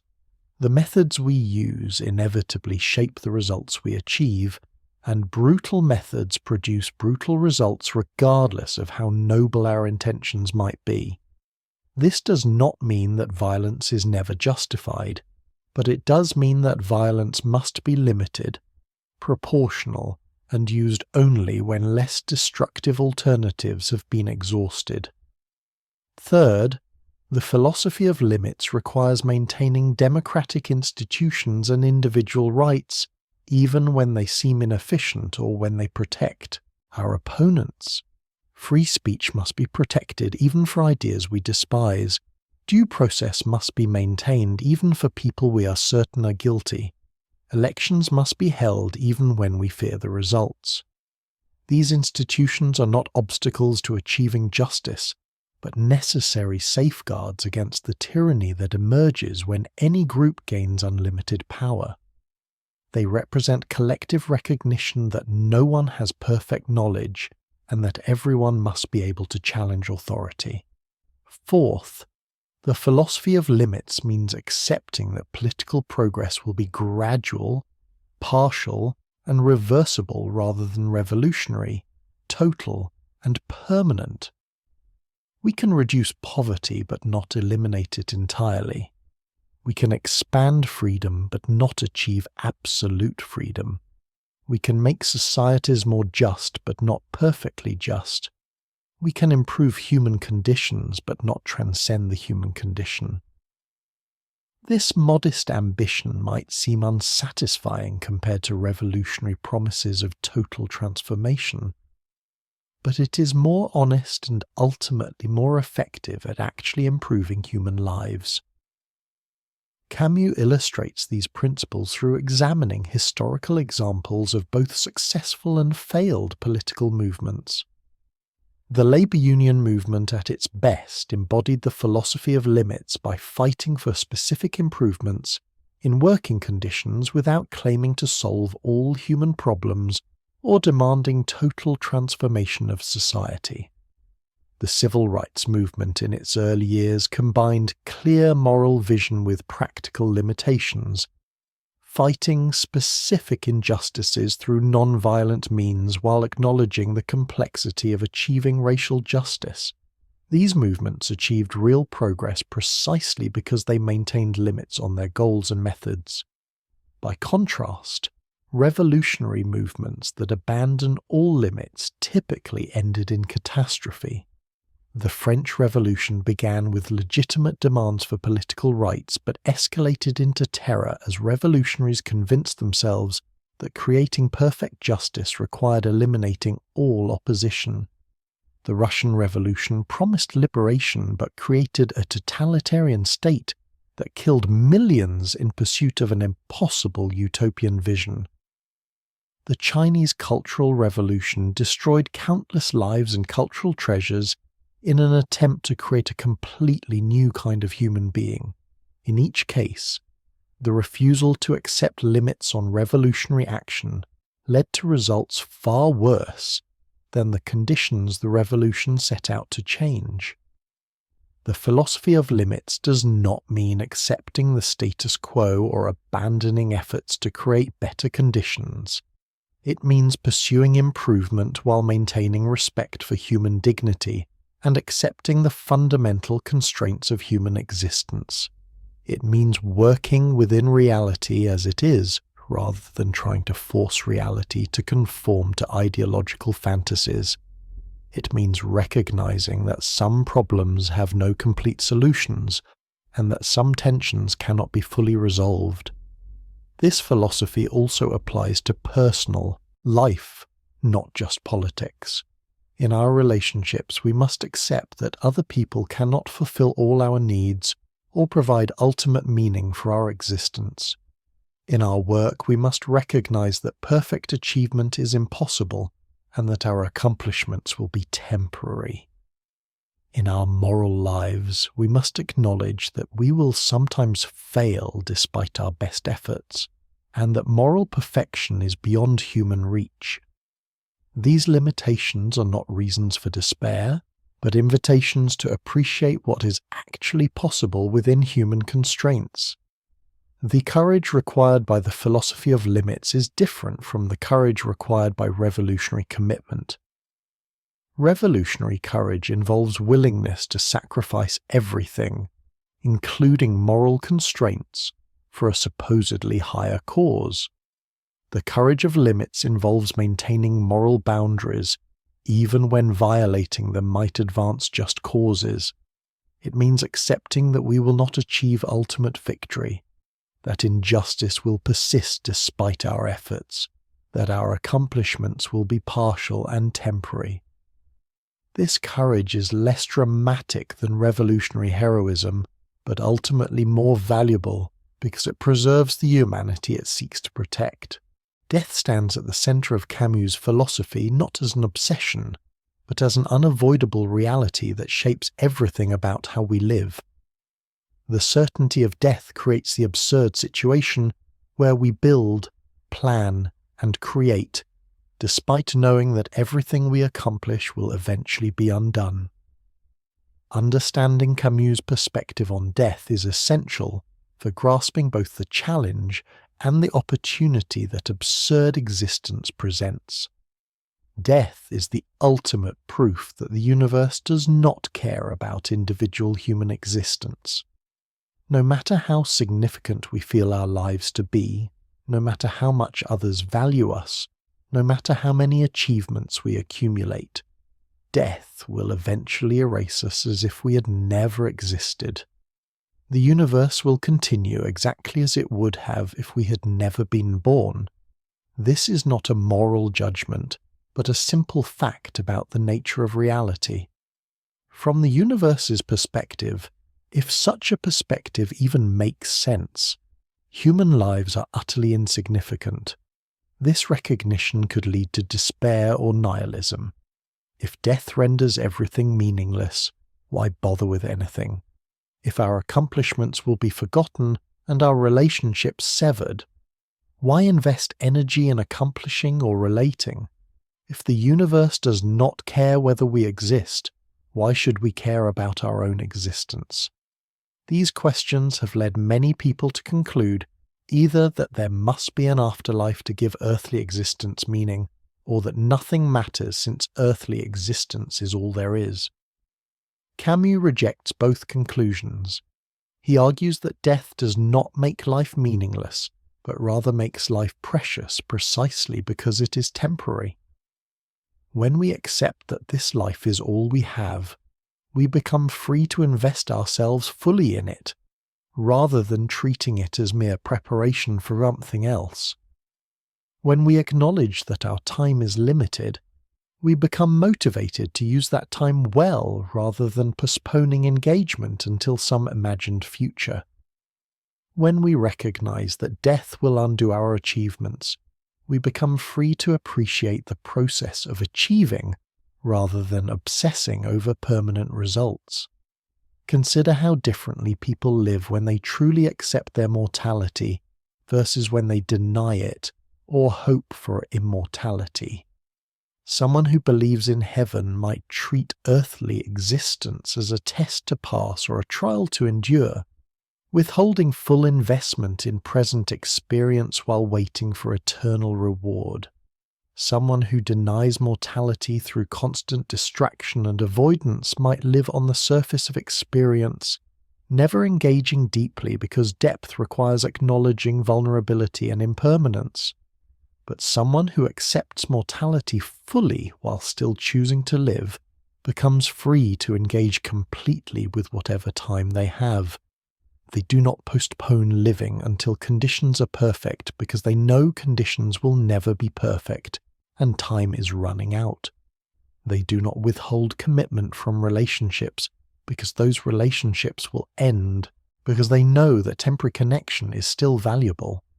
They do not avoid creating beauty or fighting injustice because their efforts will not last forever, because they understand that the value of these activities lies in the doing itself, not in the permanence of results. Camus' own tuberculosis gave him intimate knowledge of mortality from a young age. He spent much of his life aware that death might come at any moment, that his time was probably shorter than most people's, that his body could betray him without warning. This awareness shaped his entire philosophy, making him acutely conscious of the preciousness of each moment and the importance of living fully rather than merely existing. But he did not treat his illness as special or use it to claim superior insight. He simply recognized that his experience made explicit what is true for everyone. We are all dying, just at different rates and with different levels of awareness. Death also creates solidarity among human beings because it is the one experience we all share, regardless of our differences. Rich and poor, powerful and powerless, brilliant and ordinary, all face the same fate. Death strips away social distinctions and reveals our common vulnerability. It forces recognition that we're all temporary inhabitants of this planet, all struggling with the same basic questions about how to live meaningful lives in a finite span of time. This shared mortality becomes the foundation for human solidarity and mutual respect. The fear of death, rather than death itself, often causes the most damage to human lives. When people cannot accept their mortality, they develop various strategies to deny or avoid it. They might throw themselves into work or acquisition, trying to build something permanent that will outlast them. They might seek fame or status, hoping to be remembered after they die. They might have children and live through them, treating offspring as a form of immortality. They might embrace religious beliefs that promise eternal life or reincarnation. None of these strategies succeeds in overcoming death, but they do succeed in preventing people from living fully in the present. Camus suggests that we should face death directly rather than avoiding it. This does not mean obsessing over mortality or living in constant fear. It means acknowledging that death is real, that it will happen to us, that it cannot be overcome or negotiated with or postponed indefinitely. Once we accept these facts, we become free to focus on living rather than on denying death. We can appreciate the extraordinary fact that we exist at all, that we have consciousness and experience and relationship for whatever time we have. We can value the temporary without requiring it to be permanent. The relationship between death and meaning is paradoxical. Death seems to threaten meaning by showing that nothing lasts. But death actually creates meaning by making everything matter more because it is temporary. If we lived forever, nothing would be urgent or precious. We could postpone everything indefinitely because there would always be more time. But because death limits our time, every moment becomes valuable, every choice becomes significant, every relationship becomes precious. The finiteness that seems to threaten meaning actually creates the conditions that make meaning possible. Accepting death also means accepting that we will leave unfinished business. We will die with projects incomplete, relationships unresolved, questions unanswered, potential unrealized. We will not have time to do everything we want to do, become everything we might become, experience everything we want to experience. This is not a personal failing, but an inherent condition of finite existence. The challenge is to live fully within these constraints, rather than resenting them or pretending they do not exist. One of the central tensions in Camus' political philosophy is the relationship between justice and freedom, two values that often come into conflict when we try to organize human societies. Revolutionary movements typically begin by emphasizing one value, promise to achieve both, but end up sacrificing both in pursuit of power. Understanding how Camus navigates this tension provides crucial insights into his broader philosophy and its continuing relevance for contemporary politics. Justice demands that we correct inequalities, help the vulnerable, and create conditions where everyone can live with dignity. It requires active intervention to change social structures that cause unnecessary suffering. It calls us to resist exploitation, oppose discrimination, and fight against systems that benefit some at the expense of others.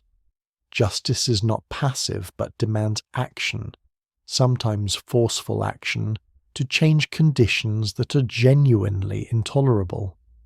Without justice, freedom becomes merely the freedom of the powerful to exploit the weak. Freedom demands that we respect individual autonomy, protect the right to dissent, and allow people to make their own choices even when we think those choices are mistaken. It requires limiting the power of authorities, whether governmental or social, to control individual lives. It calls us to tolerate diversity, permit difference, and create space for people to live according to their own values. Freedom is not license, but the condition that allows human dignity to flourish through genuine choice. Without freedom, justice becomes tyranny imposed by those who claim to know what is good for everyone.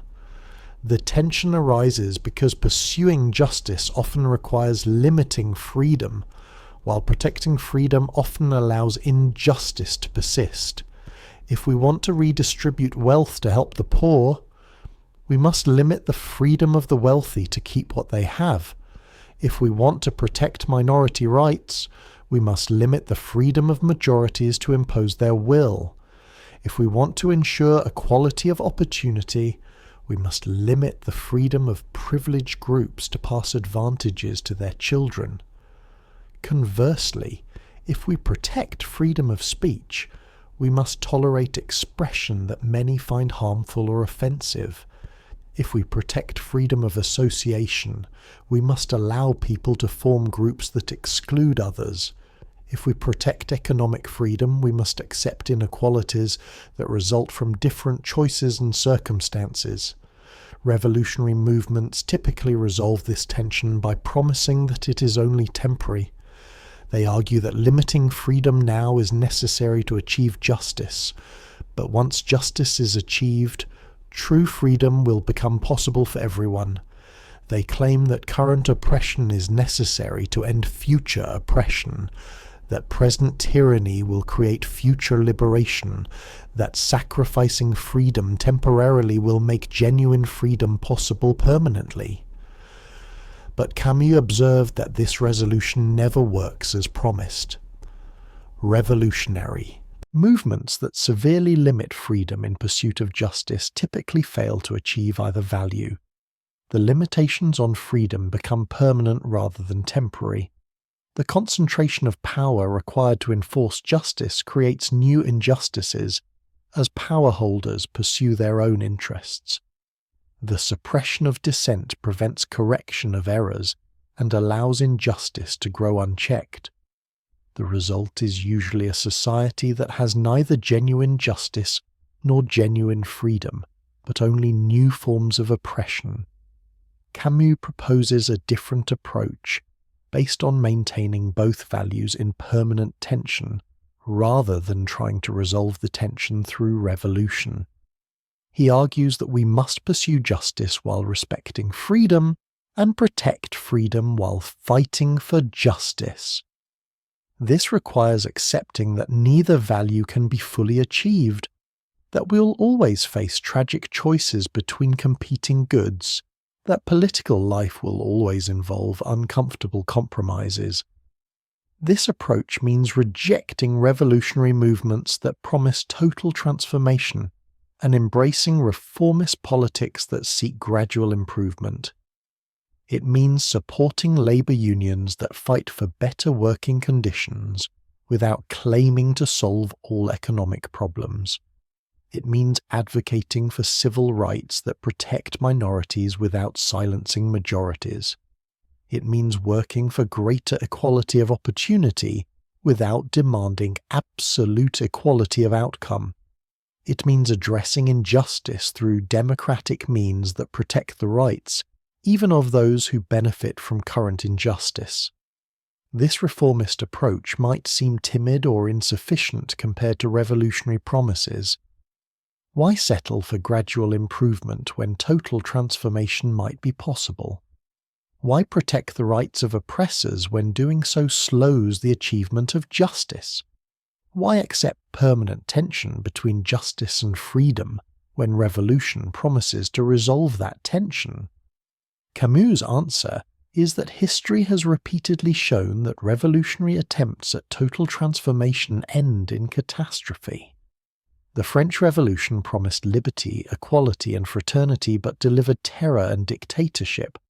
The Russian Revolution promised liberation of workers but created a totalitarian state. The Chinese Revolution promised justice but killed tens of millions. These were not accidental outcomes or betrayals of revolutionary ideals, but logical consequences of trying to achieve perfect justice through unlimited power. The reformist approach also better reflects the actual complexity of justice and freedom.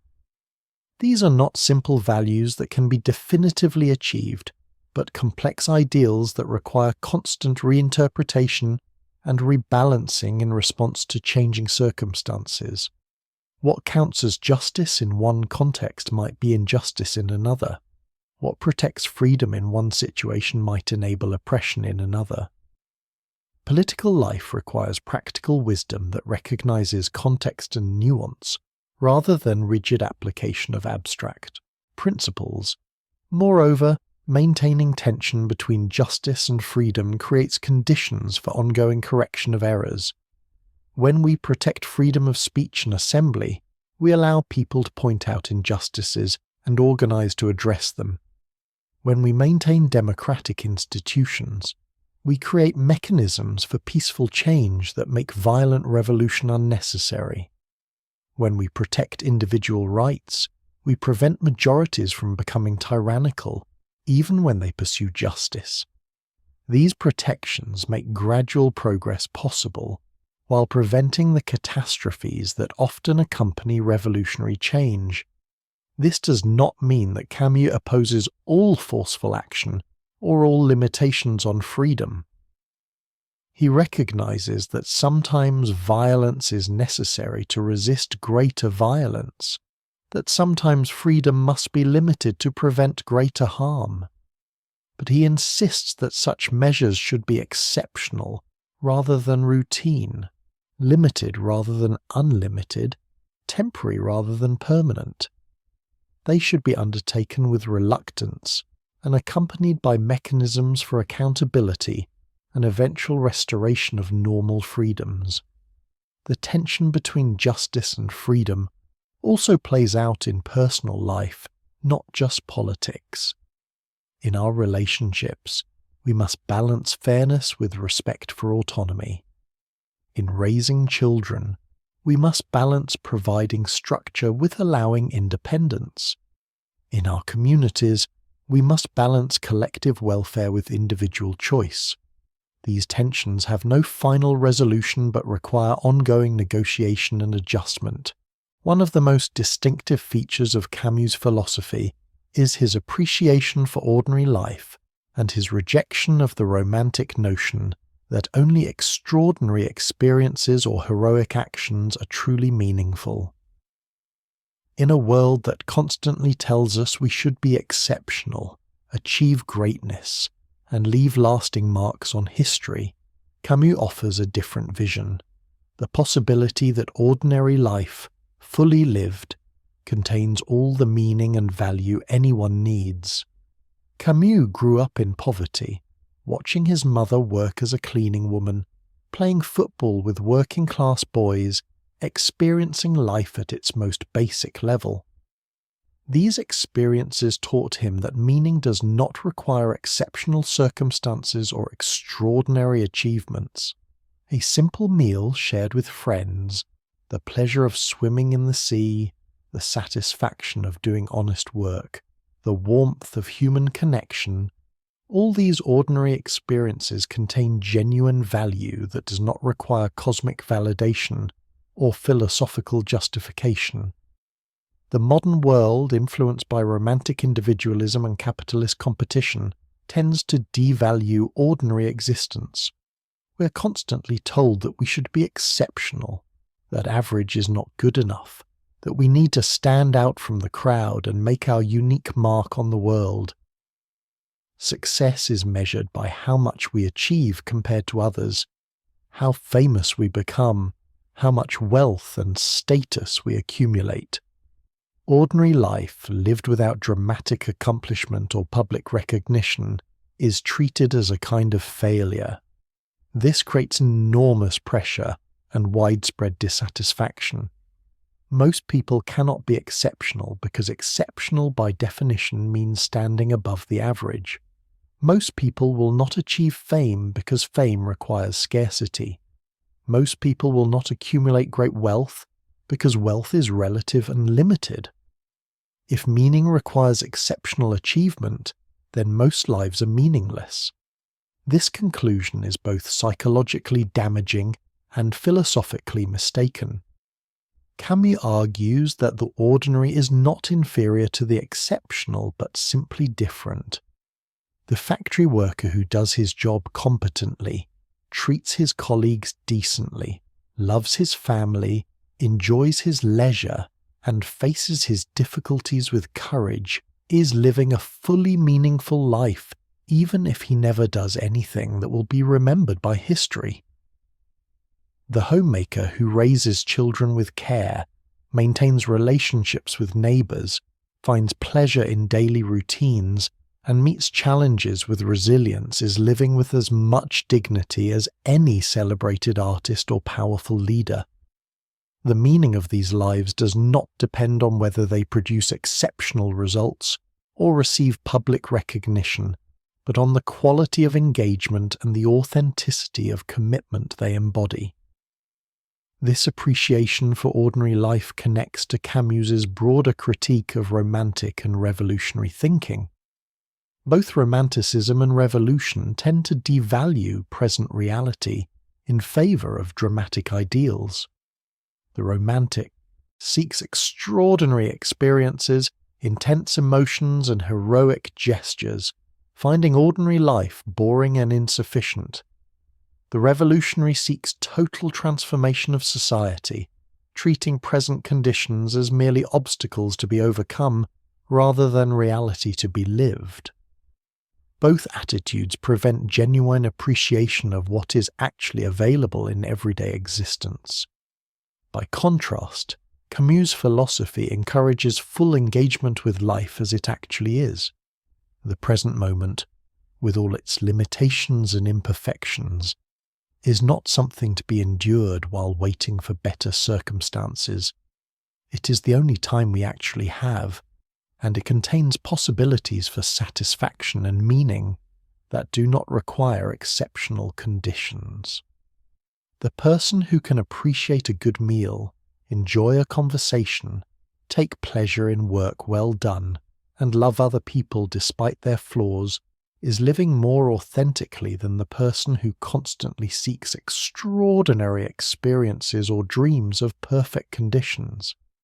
This does not mean settling for injustice or abandoning efforts to improve conditions. Camus is not advocating passive acceptance of suffering or inequality.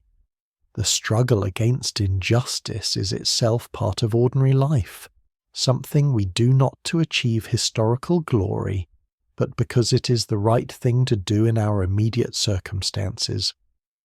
The worker who joins a union to fight for better conditions is not engaged in romantic heroism, but in ordinary resistance to ordinary oppression. The neighbour who helps others during a crisis is not performing exceptional virtue, but responding humanely to human need. These actions are valuable not because they are extraordinary, but because they are ordinary manifestations of human dignity and solidarity. The appreciation for ordinary life also affects how we understand success and failure. If meaning requires exceptional achievement, then most of us are failures most of the time. But if meaning emerges from the quality of our engagement with whatever circumstances we face, then success and failure look different. The person who lives with authenticity and commitment in modest circumstances is more successful than the person who achieves fame or wealth through dishonesty or exploitation. The person who maintains relationships with care and treats others with respect is living better than the person who sacrifices relationships for achievement. Success is not about standing above others, but about living well according to values we choose and can defend.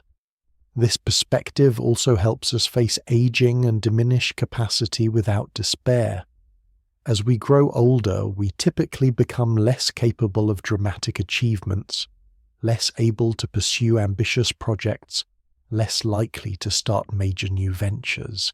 If meaning requires exceptional accomplishment, aging becomes a long defeat.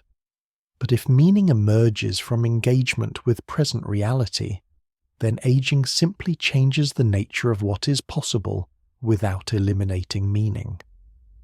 The elderly person who maintains relationships, appreciates small pleasures, faces limitations with grace, and shares accumulated wisdom is living meaningfully even if their sphere of action has narrowed.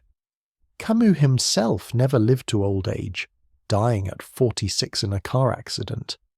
But his philosophy provides resources for understanding all stages of life, including those that cannot involve dramatic achievement. The commitment to living fully in whatever circumstances we find ourselves, the appreciation for sensory experience and human connection, the refusal to require cosmic validation for earthly existence.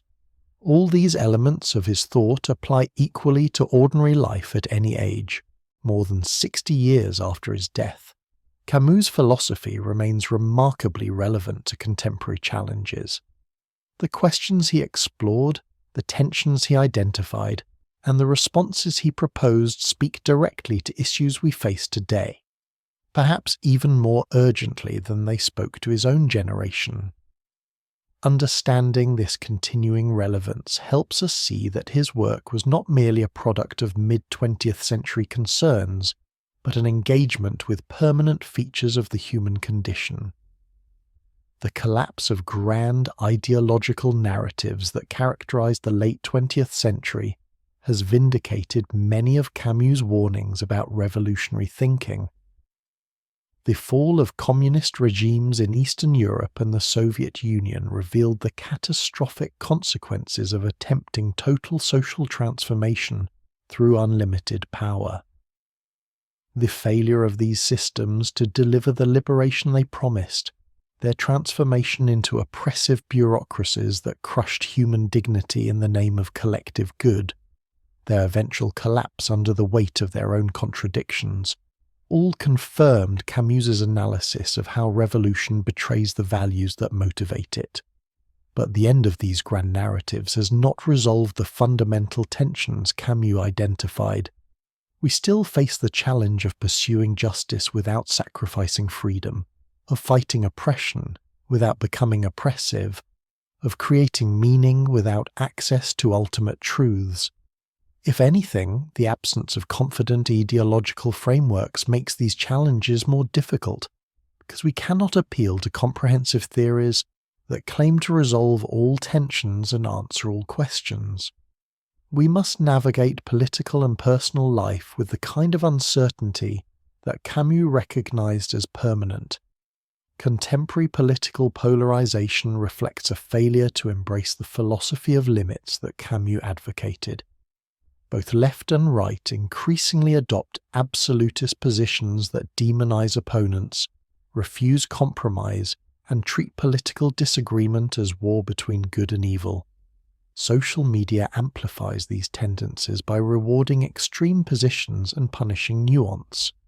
The result is political discourse that resembles the ideological fanaticism Camus criticized, where opponents are treated as enemies to be destroyed rather than fellow citizens with different views. Environmental crisis presents challenges that Camus did not directly address, but that his philosophy illuminates. The attempt to dominate nature completely, to remake the world according to human specifications without regard for limits or consequences, represents exactly the kind of Promethean hubris that Camus warned against. His philosophy of limits suggests that we need to accept constraints on human action, recognize that we cannot solve all problems through technology and power, and develop more modest relationships with the natural world. His Mediterranean values, with their emphasis on living in harmony with particular landscapes and climates, offer resources for thinking about sustainable ways of inhabiting the earth. The contemporary obsession with productivity, achievement, and optimization reflects the devaluation of ordinary life that Camus resisted. Self-help literature, motivational speakers, and social media constantly tell us that we should be exceptional, that average is not enough, that we need to maximize our potential and leave our mark on the world. This creates widespread anxiety, dissatisfaction, and feeling of inadequacy among people who cannot or do not want to be exceptional. Camus' appreciation for ordinary existence provides a needed corrective, reminding us that meaning emerges from authentic engagement with whatever circumstances we find ourselves in rather than from exceptional achievement. The rise of nihilism and despair among young people, reflected in increasing rates of depression, anxiety and suicide, suggests a failure to find satisfying responses to the absurd condition that Camus analyzed. Without religious faith to provide ultimate meaning, without confident political ideologies to offer historical purpose, without stable communities to provide belonging, many people struggle to find reasons for living. Camus' philosophy offers resources for addressing this crisis, not by providing easy answers or false consolations, but by showing how to live fully within uncertainty and create meaning through rebellion and solidarity. The continuing appeal of authoritarian leaders and movements around the world demonstrates the dangers Camus warned about. When people cannot bear the weight of freedom and uncertainty, they often seek strong leaders who promise simple solutions and demand unquestioning loyalty. These movements typically begin by addressing legitimate grievances, but evolve into personality cults that sacrifice individual dignity for collective power. Camus' analysis of how revolution betrays rebellion helps explain this pattern and suggest why we must resist the temptation of certainty and absolute solutions. Technology and artificial intelligence present new versions of old questions about human nature and limits. As machines become more capable of performing tasks that once required human intelligence, we face questions about what makes human existence valuable and meaningful. If meaning comes from accomplishment and machines can accomplish more than humans, does human life lose value? Camus' answer would be that meaning never came from accomplishment alone, but from conscious engagement, authentic choice, and solidarity with other human beings. These qualities cannot be replicated by machines because they depend on consciousness, mortality, and the specific challenges of absurd existence. The COVID pandemic created conditions remarkably similar to those Camus portrayed in The Plague. Communities faced random catastrophe that resisted human control, social structures broke down, people had to choose between different responses to collective suffering. The novel's lessons about solidarity, modest heroism, and continuing to act despite uncertainty spoke directly to pandemic experience. The doctors, nurses, essential workers, and ordinary people who maintained basic human decency during the crisis embodied the kind of rebellion that Camus celebrated.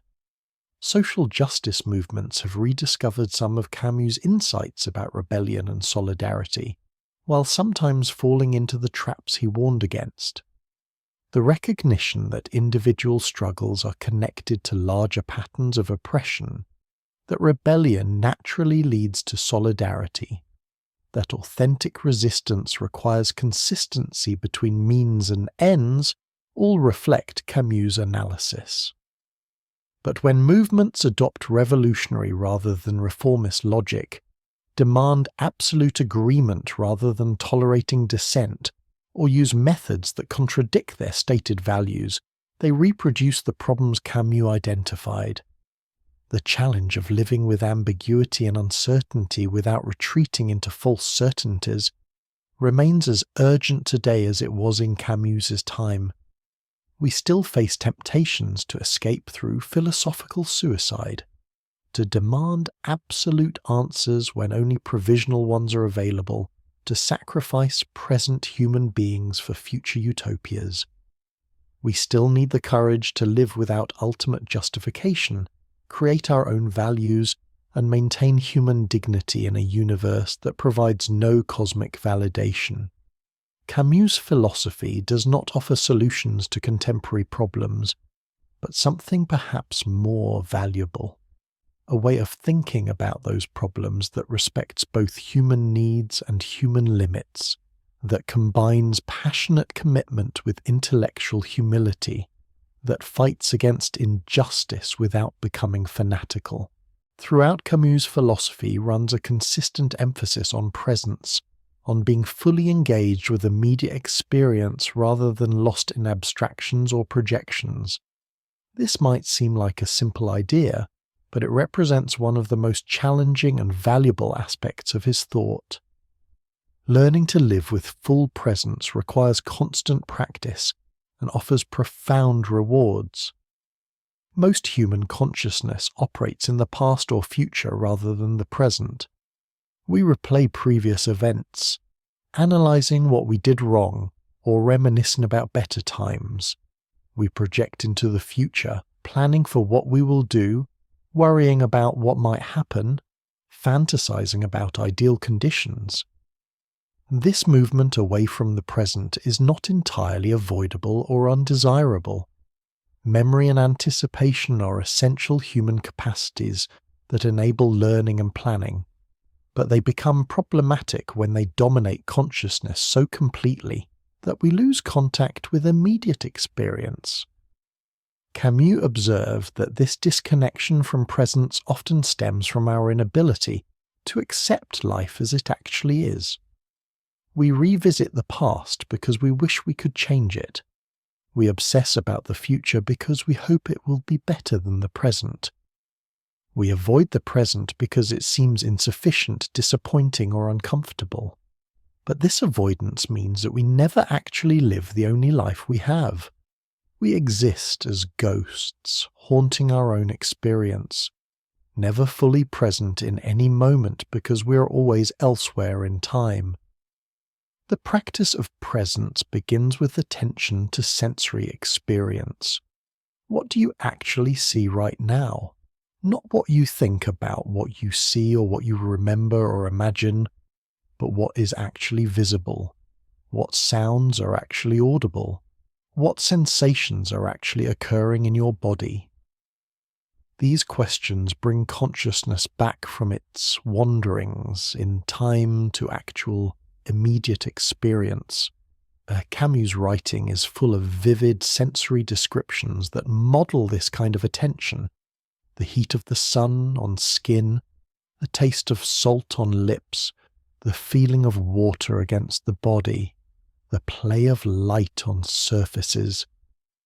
These are not merely decorative details, but fundamental elements of his philosophy.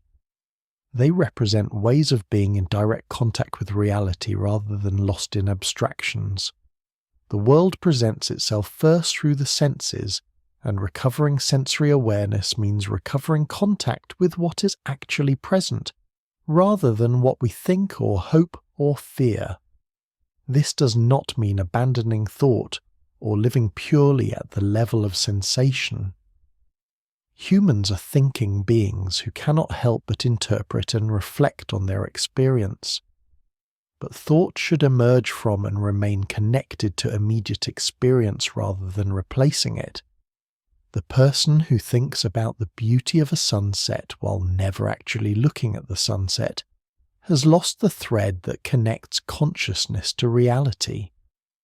The person who worries about whether they are enjoying an experience while never actually having the experience has trapped themselves in self-consciousness.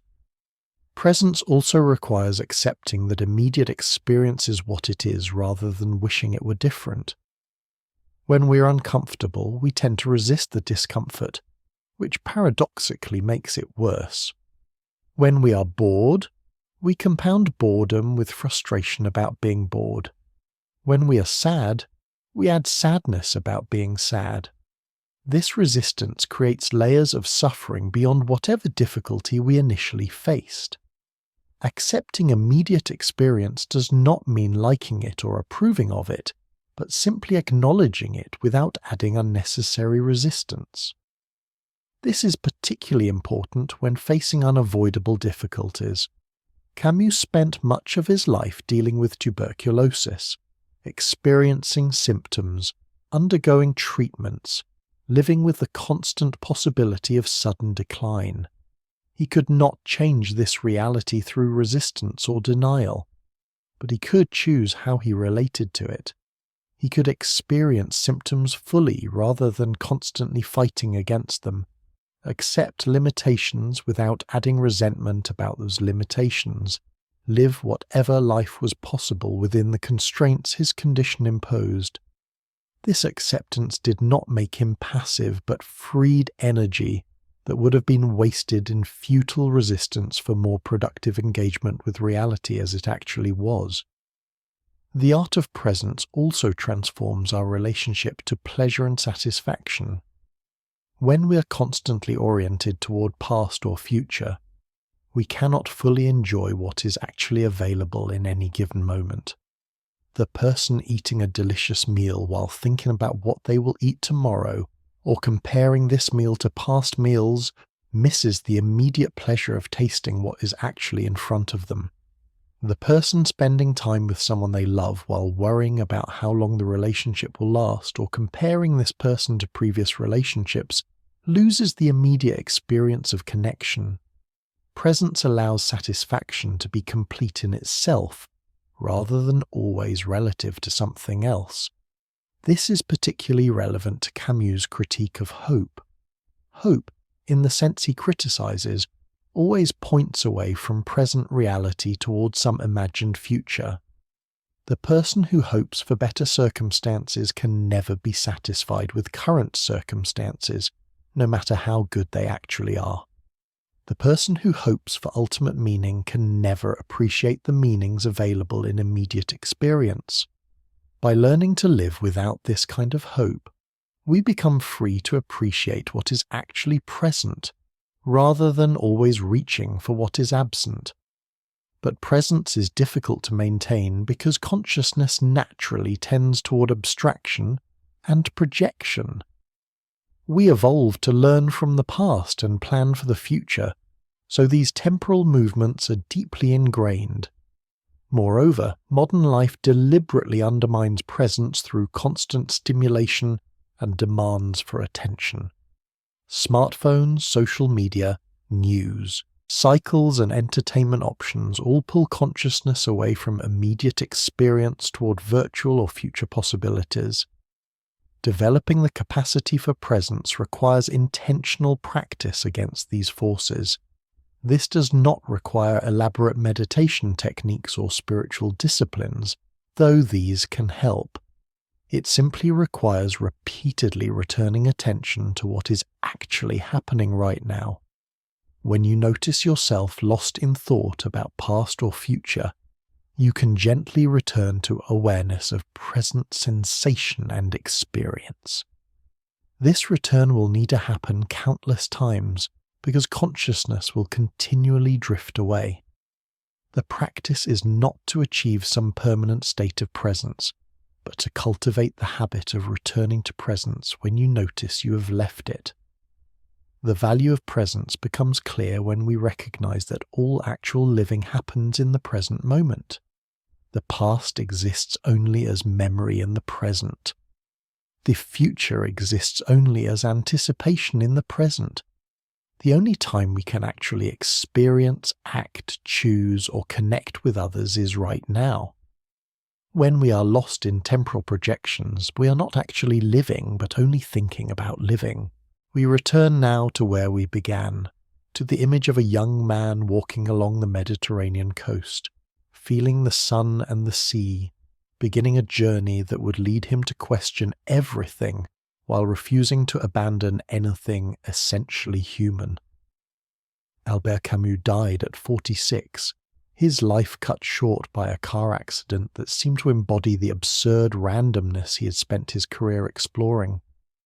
But the philosophy he developed in those few decades continues to speak to anyone who has ever wondered how to live with dignity in a universe that offers no guarantees. The courage Camus asks of us is not the courage of heroes rushing into battle or revolutionaries storming barricades. It is something quieter, but perhaps more difficult. The courage to face reality as it actually is without flinching or inventing comforting lies. This means accepting that we will die, that our accomplishments will be temporary, that the universe provides no ultimate validation for our choices. It means acknowledging that we cannot know whether we are right, that our knowledge is limited, that our power to change conditions is constrained. It means living with uncertainty, ambiguity, and the absence of final answers. This might sound like a depressing philosophy, an invitation to despair or resignation, but Camus shows us that accepting these limits actually creates freedom rather than destroying it. When we stop demanding that life provide what it cannot provide, we become free to appreciate what it actually offers. When we stop waiting for cosmic validation, we become free to create our own values. When we accept our mortality, we become free to live fully in the time we actually have. When we acknowledge our ignorance, we become free to learn rather than defending false certainties. The courage to be human also means accepting our responsibility for creating whatever meaning our lives will have. We cannot appeal to gods, to history, to nature, or to abstract principles to tell us how to live. We must figure this out for ourselves, individually and collectively, through the choices we make and the values we create. This responsibility is heavy because it offers no escape, no authority to blame when things go wrong, no guarantee that we have chosen correctly. But it is also liberating because it makes us authors of our own existence rather than characters in someone else's story. This philosophy does not offer the consolations that many people seek. It provides no promise of heaven, no assurance that justice will ultimately prevail, no guarantee that our suffering serves a purpose, no expectation that everything will work out in the end. It offers only what can be honestly affirmed, that we exist, that we can choose how to respond to our existence, that we can create solidarity with the others who face the same condition, that we can find satisfaction in engagement itself rather than in ultimate outcomes. For some people, this will never be enough. They will continue to seek or invent the ultimate meanings that Camus says are not available. They will embrace religious faith, political ideology, or philosophical systems that promise complete answers. This is their choice, and Camus would respect it even while disagreeing with it. His philosophy is not for everyone, only for those who find that they cannot believe comfortable lies and must find a way to live without them. But for people who do resonate with his vision, Camus offers something invaluable, a way to live with complete honesty while still maintaining commitment, passion, and joy. He shows that we can acknowledge the absurd fully and still love life, can recognize mortality without becoming morbid, can accept meaninglessness without becoming nihilistic, can live without hope while still fighting for justice. He demonstrates that human dignity does not require cosmic validation, that solidarity does not require shared beliefs, that meaning can emerge from human sources even when the universe remains silent. The image of Sisyphus pushing his boulder up the mountain remains Camus' most powerful symbol of the human condition. We're all pushing boulders of various kinds, raising children who will face their own struggles, building institutions that will eventually decay, creating works that will be forgotten, fighting injustices that will reappear in new forms. The question is not whether we can achieve permanent victories because we cannot. The question is whether we can find dignity and satisfaction in the pushing itself, in the quality of our engagement with whatever task life presents. Camus tells us we must imagine Sisyphus happy, and this is perhaps his most challenging and valuable insight. Happiness is not found in achieving permanent goals or accumulating lasting achievements, but in the quality of our engagement with whatever we are doing right now.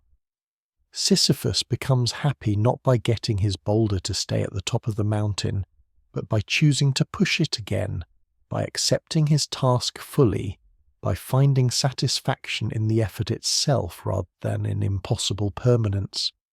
This suggests a radical reimagining of what success and failure mean. We succeed not by overcoming the absurd, but by living authentically within it. We fail not by dying or being forgotten, but by living inauthentically, by betraying our values, by abandoning our dignity, by treating others as means rather than ends. The person who lives briefly but fully, who creates temporary beauty, who fights against injustice without achieving perfect justice, who loves others despite knowing that death will separate them, succeeds in the only way that matters. The legacy of Camus' philosophy is not a set of doctrines to be memorized or rules to be followed, but an invitation to engage honestly with the hardest questions about human existence. His work continues to challenge us to examine our assumptions, question our escapes, and live more authentically. It reminds us that we are not alone in our struggles, that others have faced the absurd before us and found ways to maintain their humanity. It shows us that philosophy is not an academic exercise, but a practical guide for living. As we face the challenges of our own time, environmental crisis, political polarization, technological transformation, social fragmentation, we need the kind of thinking Camus exemplified. Honest about difficulties, modest about solutions, committed to human dignity, willing to act without guarantees. His philosophy offers no magic answers but something more valuable, a way of approaching problems that respects both human needs and human limits, that combines passionate commitment with intellectual humility, that fights for justice without becoming fanatical. This is the courage to be human, to accept our condition fully while refusing to be diminished by it, to create meaning without requiring cosmic validation, to love life despite its tragedies, to maintain dignity in an indifferent universe. This courage is available to anyone willing to face reality honestly and live authentically within its limits.